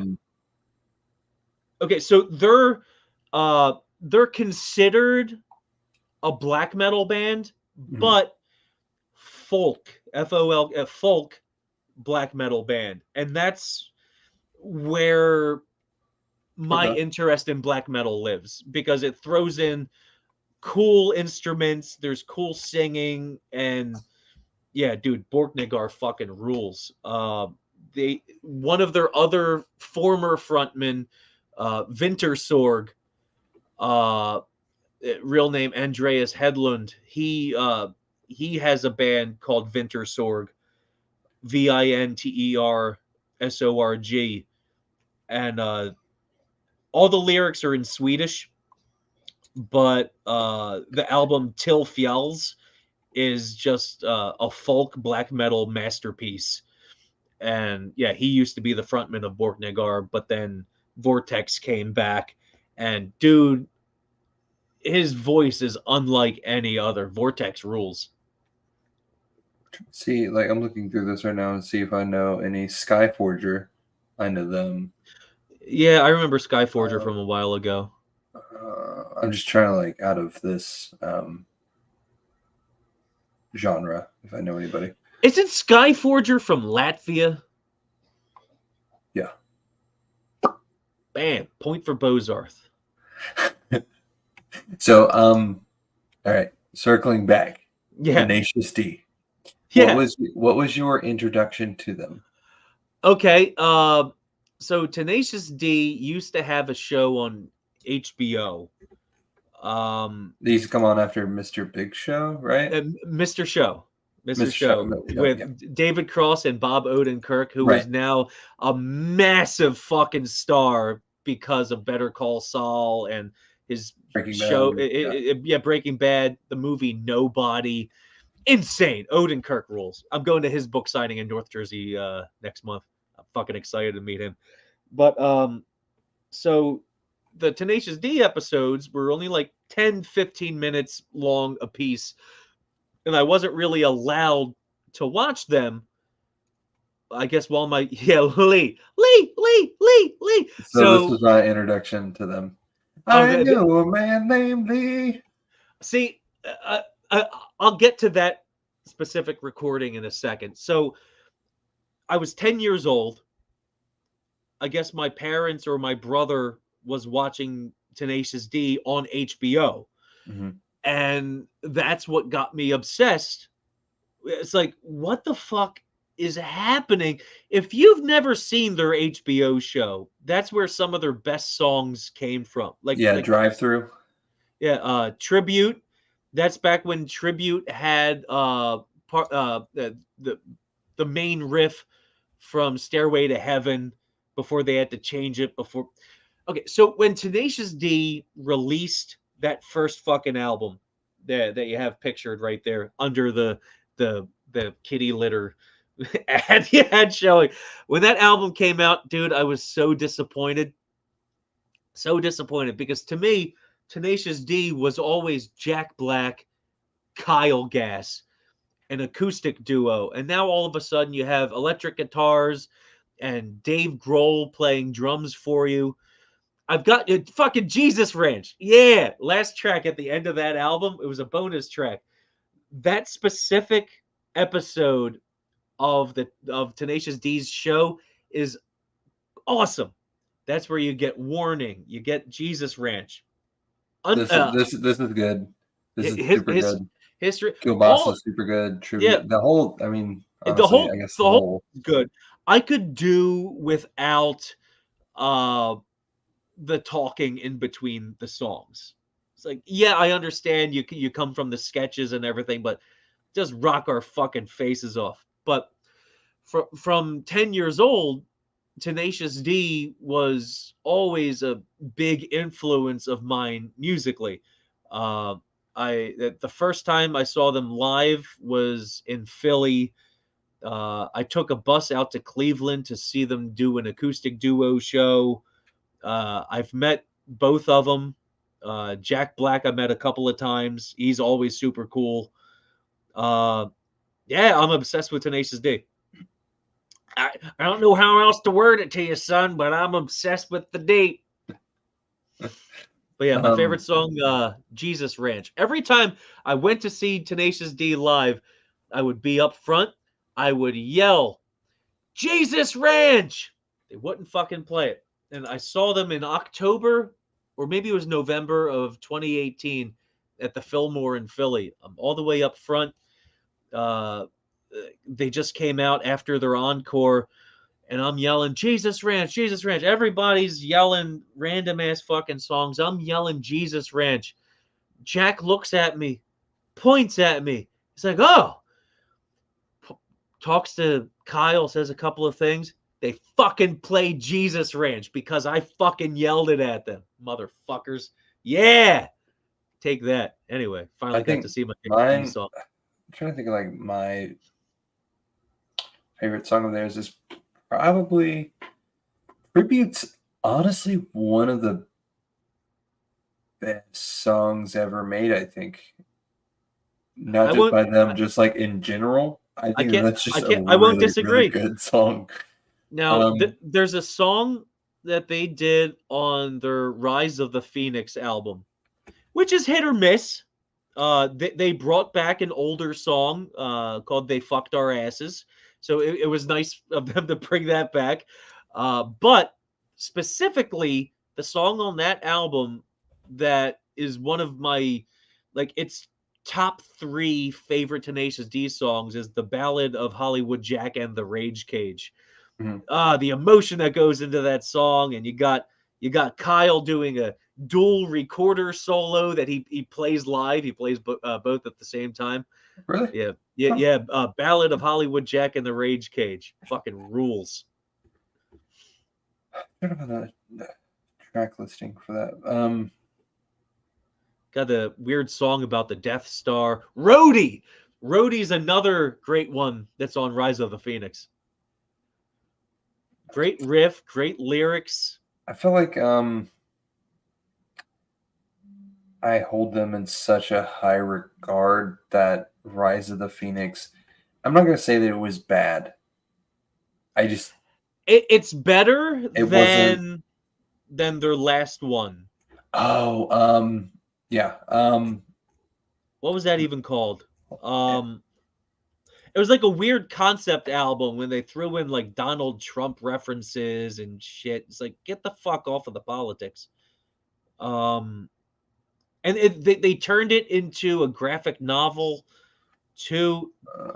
And I honestly can't remember a single song title from that album. That's Post-Apocalypto. Post-apocalyptico. Yeah, Post-Apocalypto. Not good. Not good. No. Wish it Yeah. was. I guess Rise of the Phoenix was, but did they not just? It doesn't feel like this was that long ago. Rise of the Phoenix? Yeah, 2012. Did they not just put something out like? Post-Apocalypto was the last thing. So there was nothing between Rise of the Phoenix and Post-Apocalypto except for a couple of Singles or medleys. something? Yeah, they did a Who medley, they did a Beatles medley, but I can't recall any new material other than those. Have you ever Like been between those records. to any of those laser light shows? No, but I know that there's an Elton John one at Rowan Yeah. and I want to go to that. Just I'm always so busy doing other shit. It's hard to be like, yeah, let's go see Laser Light Elton John. I did in Louisville when I still lived there. They had a Who one Oh yeah, called Pinball Wizard, and it was really cool. I'd imagine a Pink Floyd laser show would be awesome. I Oh yeah. I Sure. don't really see how a laser show for the Who would go over great, but I guess there's enough of the catalog that could. Yeah, so it's not going to be like.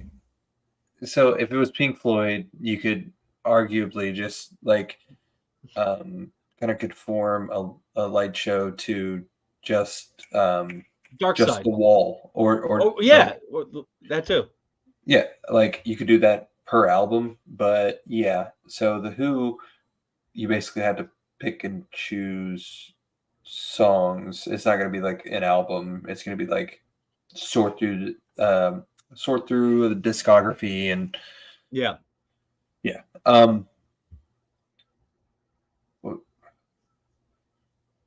was that gonna ask you about? Oh, okay.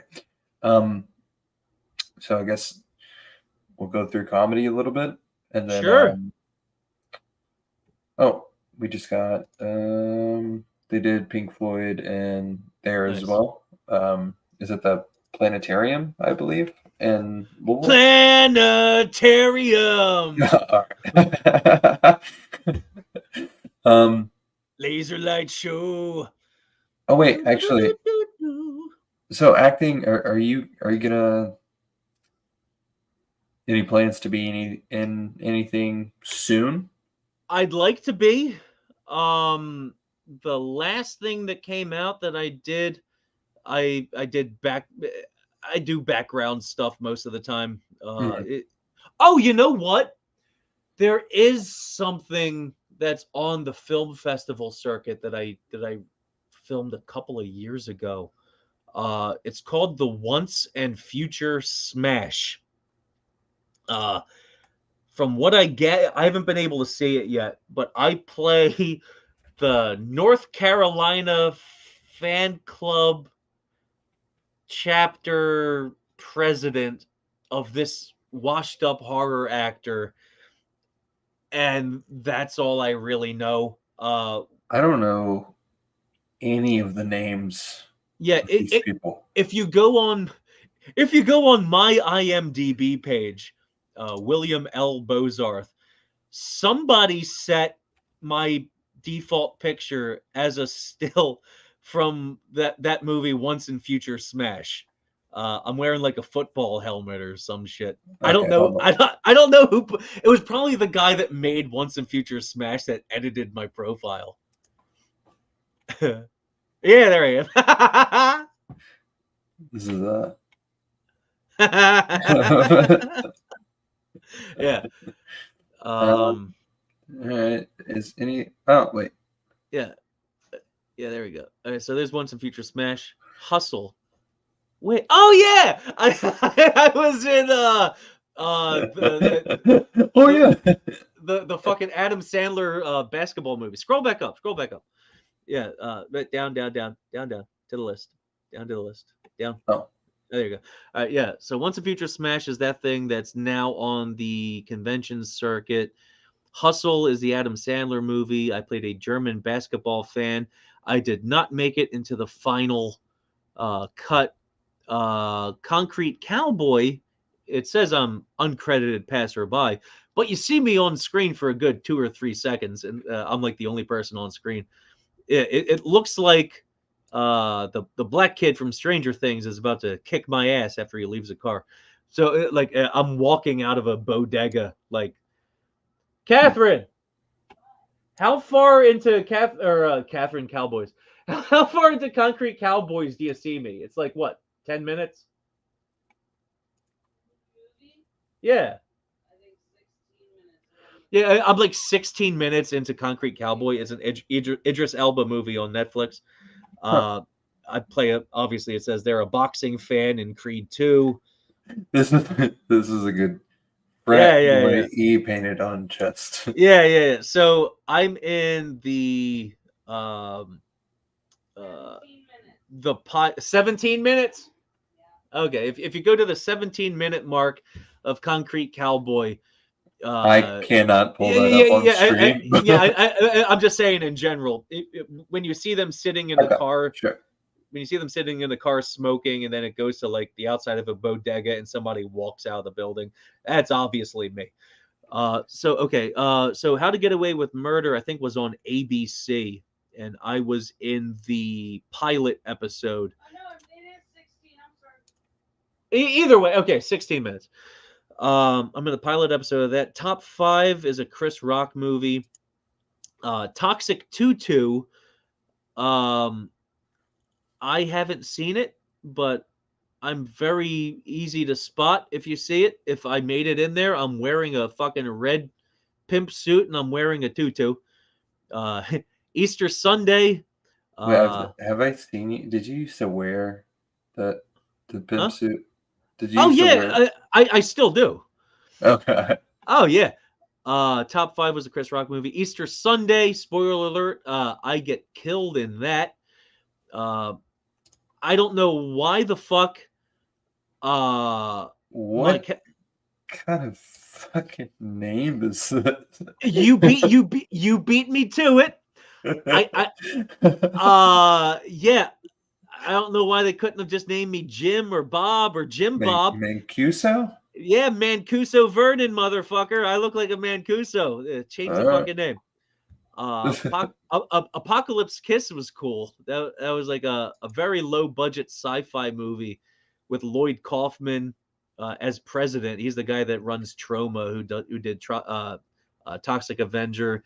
Tom Atkins from Halloween 3 and Night of the Creeps, and Creep Show and The Fog. He's in that. Michael Berryman's in that. DC Douglas, who plays the voice of Wesker in the Resident Evil games, he's in that. He's the serial killer in that. Now, right there, you'll see a movie called Psychotic State. That has, as far as I'm aware, never been released. And I certainly fucking hope it never will be. Derek Young's a fucking piece of shit, and so's William Patterson. I hope they're both dead, but chances are they're probably not, knowing my luck. Who the fuck makes a movie and they're like, okay, we're gonna film here, and he's just using a handy cam fucking thing, no microphones, no blood effects whatsoever. And he's like, oh, we're going to add it in post. Wonder. Psychotic state. Let's see if we can find it. The only good part about my experience. Okay, so this fucking guy has me drive to West Virginia to film this part. And he's like, hey, you have a scene with Conrad Brooks, which is awesome because he was in Ed Wood movies back in the fucking 50s. And he was in a couple movies with Bela Lugosi. So when it comes to like horror movie history, he was a fucking part of it. So I got to do a scene with him also at his house in West Virginia. He's dead now. Hold Yeah. on. What'd you find? This? Oh no. Am I in this trailer? I don't think anyone is in this trailer. So hold on, let me. I'm excited. I never saw this. Remember? This is such a piece of shit. I actually sat through it. What? Loser? I sat through an extended screening of this at a convention, and it was like a fucking. What is this? Are you? What the fuck kind of trailer is that? I don't know, dude. You're not supposed to go full retard, but this guy, What the fuck is this? Derek Young. Okay, dude. so remember, date, loser. There's got to be audio Weeks. going around that'll. I don't think you'll get flagged if you play the audio. Oh, okay. I might be in the trailer then. Or maybe not. What a piece of shit. Piece of dog shit. Anyway, I saw a fucking 3-hour cut of this fucking thing. Yeah, exactly. There's barely enough footage to even. Here. Here, brother, I got you.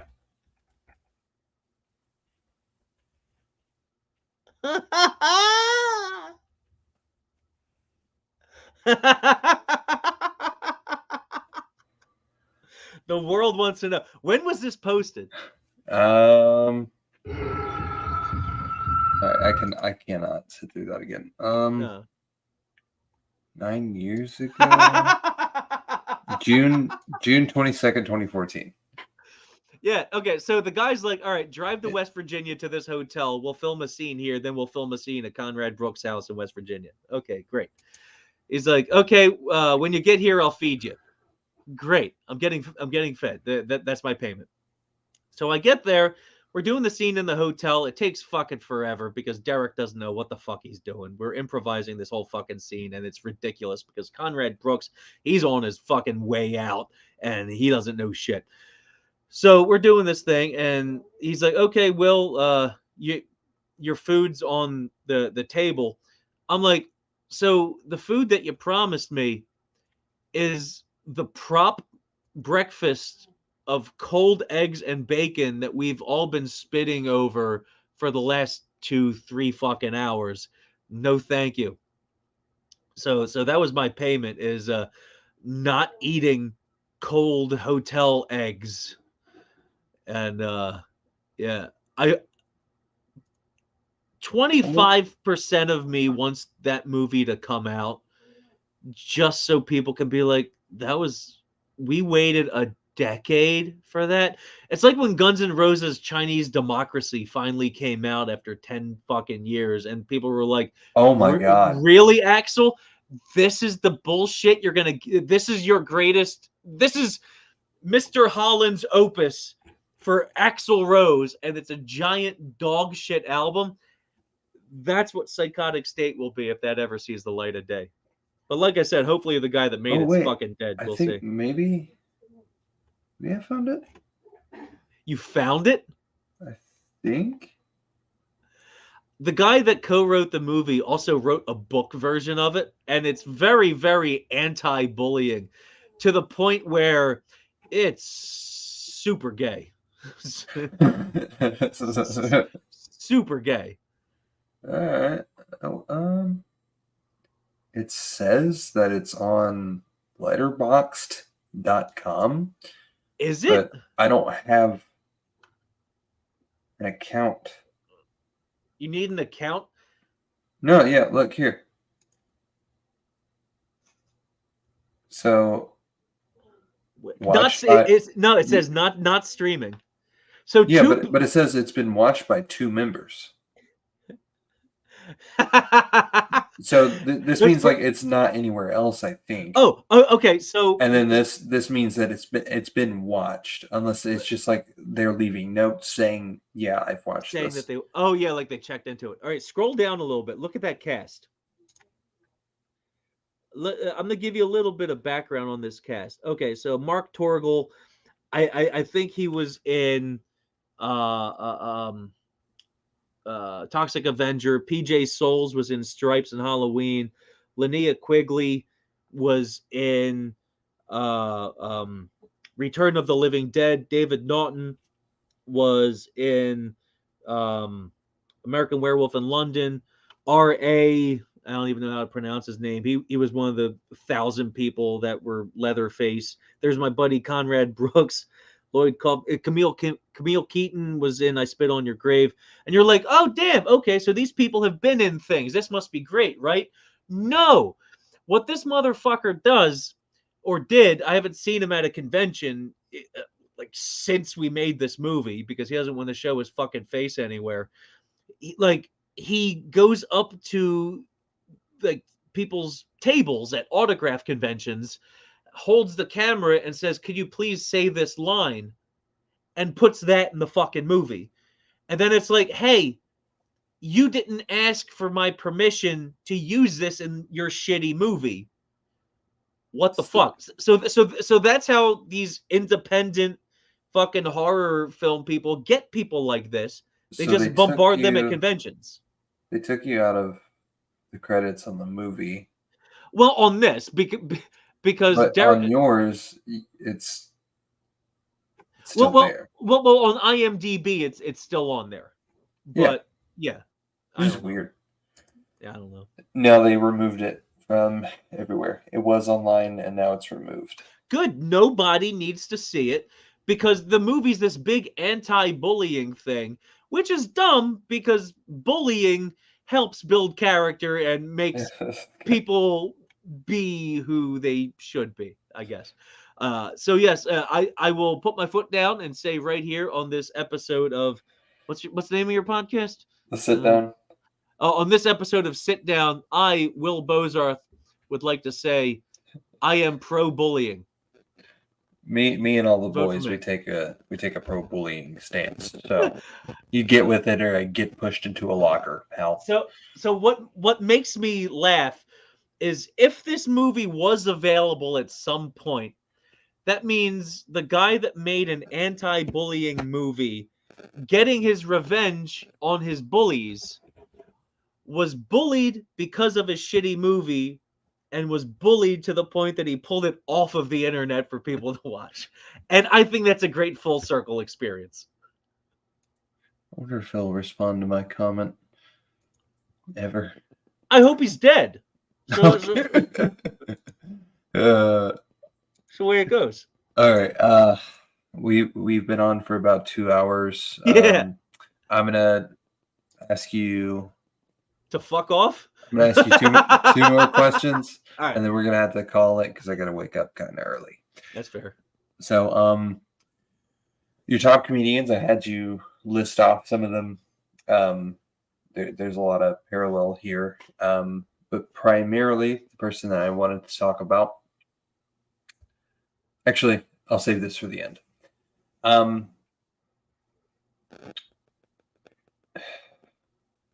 long have you been doing comedy? Okay, so steadily 3 years, but I actually started about 10 years ago. Okay. I took some time off, but I was still writing jokes while I wasn't performing. Do you feel like comedy has kind of been inundated with dorks? Yeah. And people who are like, you can't joke about that. Yeah. And that's not good.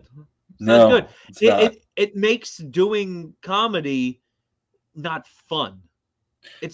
Comedy is supposed to be about saying ridiculous things. Yeah, I mean, it's very React. clearly all a joke. Well, Well, at least it's funny. Like yeah. it's coming from the same place. That Patrice O'Neill quote where he's talking about if you like a joke, you don't like a joke. It's all coming from the same place. It And is. I mean, the thing with some of my favorite comics and something that I try to do is make the jokes short enough where if you don't like the joke, there's going to be another one coming in like 5 to 20 seconds. yeah, And then it'll just rattle on, and hopefully there's something you like. And it should balance out where it's like, oh, what that guy just said kind of offended me, but that was funny, so I guess I kind of like the guy. I don't know, but people shouldn't police humor, especially if you're supposedly trying to do the same thing. Sure, maybe you're not trying to be edgy or trying to get a rise and you just want people to laugh or chuckle or show off to your friends or your parents or whoever the fuck you drag to the open mic night. But everybody's trying to do the same thing. We all have the same goal. We want people to leave and go, that was fun. yeah. It gives them this, something to Yeah.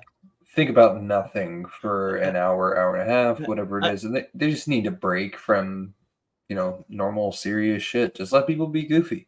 Why not? Yep. Like I never really liked political comedy. When I like a comic and It's then just all it's so boring. and it doesn't matter what side you're on. Yeah, it's so boring on both sides. They're just like, Like isn't it weird how the other side is wrong? I specifically Dorks. try to avoid the news as much as possible because I don't give a fuck. There's nothing I can do. Voting doesn't help because you get the same shit. You're always gonna have somebody in office that sucks. It doesn't matter which side you It's believe always in. gonna be what is that South Park thing? It's always gonna be a douchebag or a shit sandwich. Yeah, and it doesn't matter what's going on politically. People try to make jokes about it. It's like, haha, yeah, all right. I mean, I'm guilty of having. I did a couple of Biden jokes, whatever, but I retired them almost instantly because why? I don't give a fuck. Plus, jokes like that are dated. Like, you can't do that joke in 2 years or however long, however long people are milking the Donald Trump thing. Stop it. Knock it off. Talk about dogs I and think muskrats. I have one Biden joke, and it's like I think Biden sounds like a drunk guy explaining things to a drunker guy, and it's not really political, but Yeah, I just rarely do it. I had a joke about when Joe Biden's dog shit on the floor of the White House. I made a joke saying, "Oh, sure, Joe Biden's just blaming the dog because he's the one that shit on the floor." That's the idea of the joke. I forget the wording, and we all know the wording of the joke is the most important fucking part. But Right. that's the general idea. Biden actually shit on the floor and blamed the dog. And then it's like, I'm tired of doing comedy, and I should just end the sentence there. I'm tired of doing comedy. It isn't fun. Yeah. It's not fun because you tell your jokes and people are like, "Oh, you shouldn't say that." It's like, "Oh, well, you shouldn't wear that." Like, who are you to tell me what I should or shouldn't make any jokes about? Oh, well, the cancer. Oh, my dog's gay. Yeah, like, you're not special. Everybody knows somebody that died of cancer. I know many people that turn off their power button. Is that the way to say it on YouTube and Facebook? Yeah. I know somebody that hit Control Alt Delete twice. That made themselves sleep with the fishes. Yeah, they tried to reboot themselves, but sadly there's no reincarnation. Like everything can be joked about. We have people that say you can't, and they're supposedly also trying to do comedy.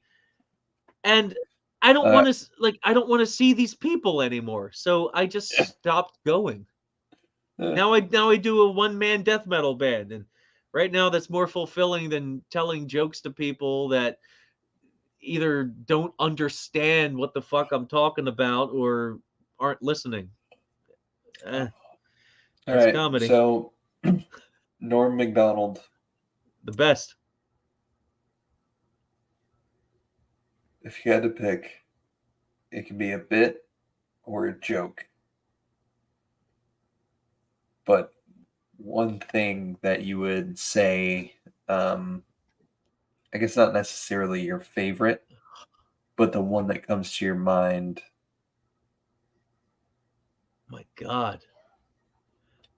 Okay, like I love Norm's podcast, Norm Macdonald Live. The card jokes.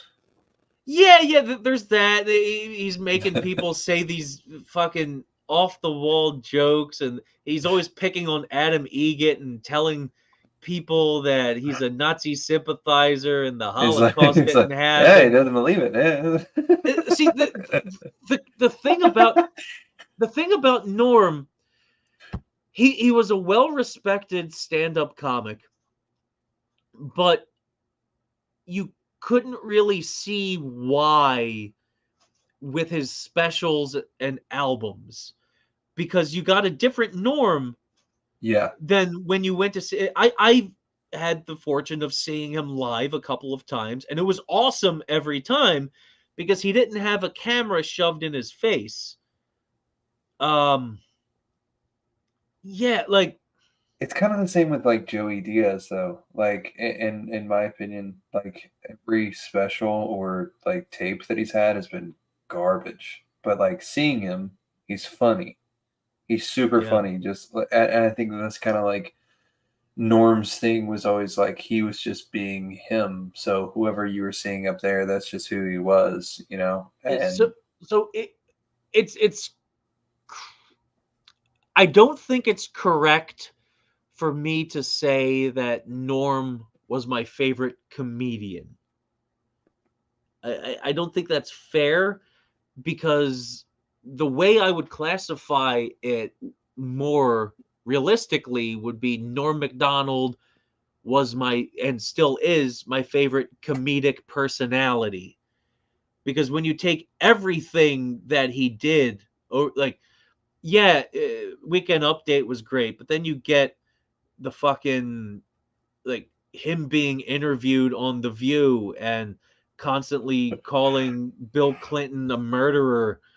And who's the lady that he upset? Barbara Behar? Walters. Well, he upset. I mean, he upset Barbara Walters and Joy Behar. But like, it's going, yeah, they murdered all those people. yeah, I thought it was a matter of public record that Bill Clinton's a murderer. All the killing. Bill Clinton killed a guy, and of course, there's the reason he was fired from Weekend Update was from all the OJ. the OJ jokes. It's finally happened. Murder is now legal in the state of California. And just everything about Norm was great. Like Norm transcended stand-up comedy. Yeah. And I'm just thankful that YouTube exists to, like, you can go on like multi-day binges straight of and just, you'll never run out. I mean, I guess eventually you may, but it's going to be a while. But the thing is, when you do run out, there are a couple great accounts on YouTube. Happy the Dog was one of them. Not Norm. Oh Or- yeah, I'm not Norm. Yeah. He was great. He took over when Happy the Dog stopped doing their they make compilations where we've seen these videos and jokes over and over, but it's in a new order, in a new type of compilation, and you don't really know what's coming next. And that's the magic of comedy. You don't know what's going to come next. My favorite. I just wanted to talk to you about my favorite Norm Macdonald bit. It is the Albert Fish Oh yeah, bit where he's like, he murdered 1,000 kids, you know, and then Yeah. like the punchline, the big payoff is that he calls him. What does he call him? I think he just calls him a jerk. he's a real jerk. Yeah, I tell you, that guy's a real jerk. yeah. He told the joke. Fred Stoller was the one that he never heard of Albert Fish. He didn't know that it was a real dude. That in case somebody's watching this and was completely unaware who Albert Fish is or was, in the late 1800s, he was known as the Gray Man, the werewolf of Wisteria. That guy was a real. He is a real jerk. He was. I mean, there was a little girl named Grace Budd that went missing, and he would like write letters to her parents. It told them exactly how he killed, cut up, and prepared different parts of her body for consumption. He was a murderer. The one thing, the one good part about Albert Fish was he let the parents know that there was no raping involved. She died a virgin. So that's one good part about Albert Fish. Yeah, sure. He's a child killer. Yeah, he's a child cannibal. But by God, he wasn't a rapist. He didn't do any child raping. Which rape, by the way, the worst part about it is the hypocrisy. Bringing that right back around to Norm. But speaking of Albert Fish and Grace Budd, that was in New York, not far from Tarrytown, where Sleepy Hollow is based on. And I took a picture at the house where Grace Budd was kidnapped and murdered by Albert Fish. The house is still there, surprisingly. But yeah, I hit that on one of my many tours of morbid curiosities. Put the lid on it Okay. for a couple seconds and then take it off.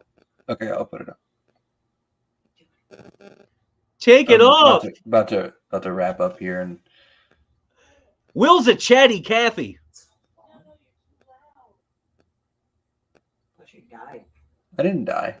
I was talking to Will about Albert Fish. about a girl being kidnapped in New York in the late 1800s, and then Albert Fish writing her parents letters about what he had done to the. All right, let's see. You got to go dark with. I got to go dark with my wife, because if I start talking about normal stuff, she's like, "Well, what do you think about this?" Oh, I thought you meant you were going to trade her for a darker model. Yeah, that too. This one just freckles in the sunlight. Oh, by the way, I really like how during our Albert Fish conversation, you had the Spooky Squirrel Stories logo in view. Yeah, you're welcome. It's fitting. And then Albert Fish put a squirrel in it. I had a friend, one of the many that wound up flipping their off switch.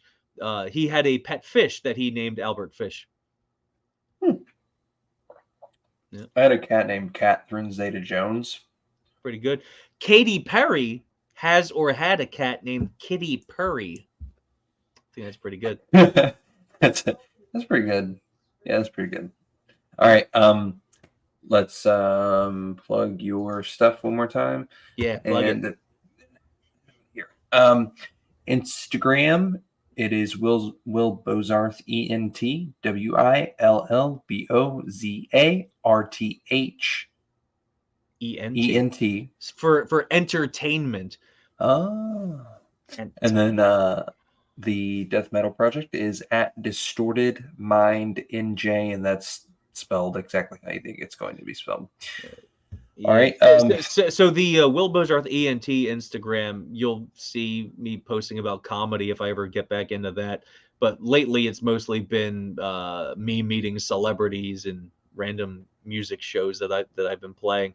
And the Distorted Mind one, Distorted Mind was my death metal band from 2003 to 2006.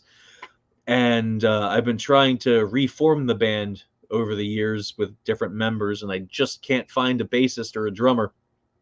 So I programmed the bass, I programmed the drums, and now I'm playing these songs live again for the first time in 17 years as a one-man doom and death metal band. October 21st, I'll be at the Shamrock Inn in Baltimore with some other cool doom metal bands. So come on out, no cover charge. Yeah, absolutely. Go check him out. Give his stuff a follow. And Will, I want to thank you for coming on. Thank you. This was fun. All right, buddy. See ya. Bye-bye.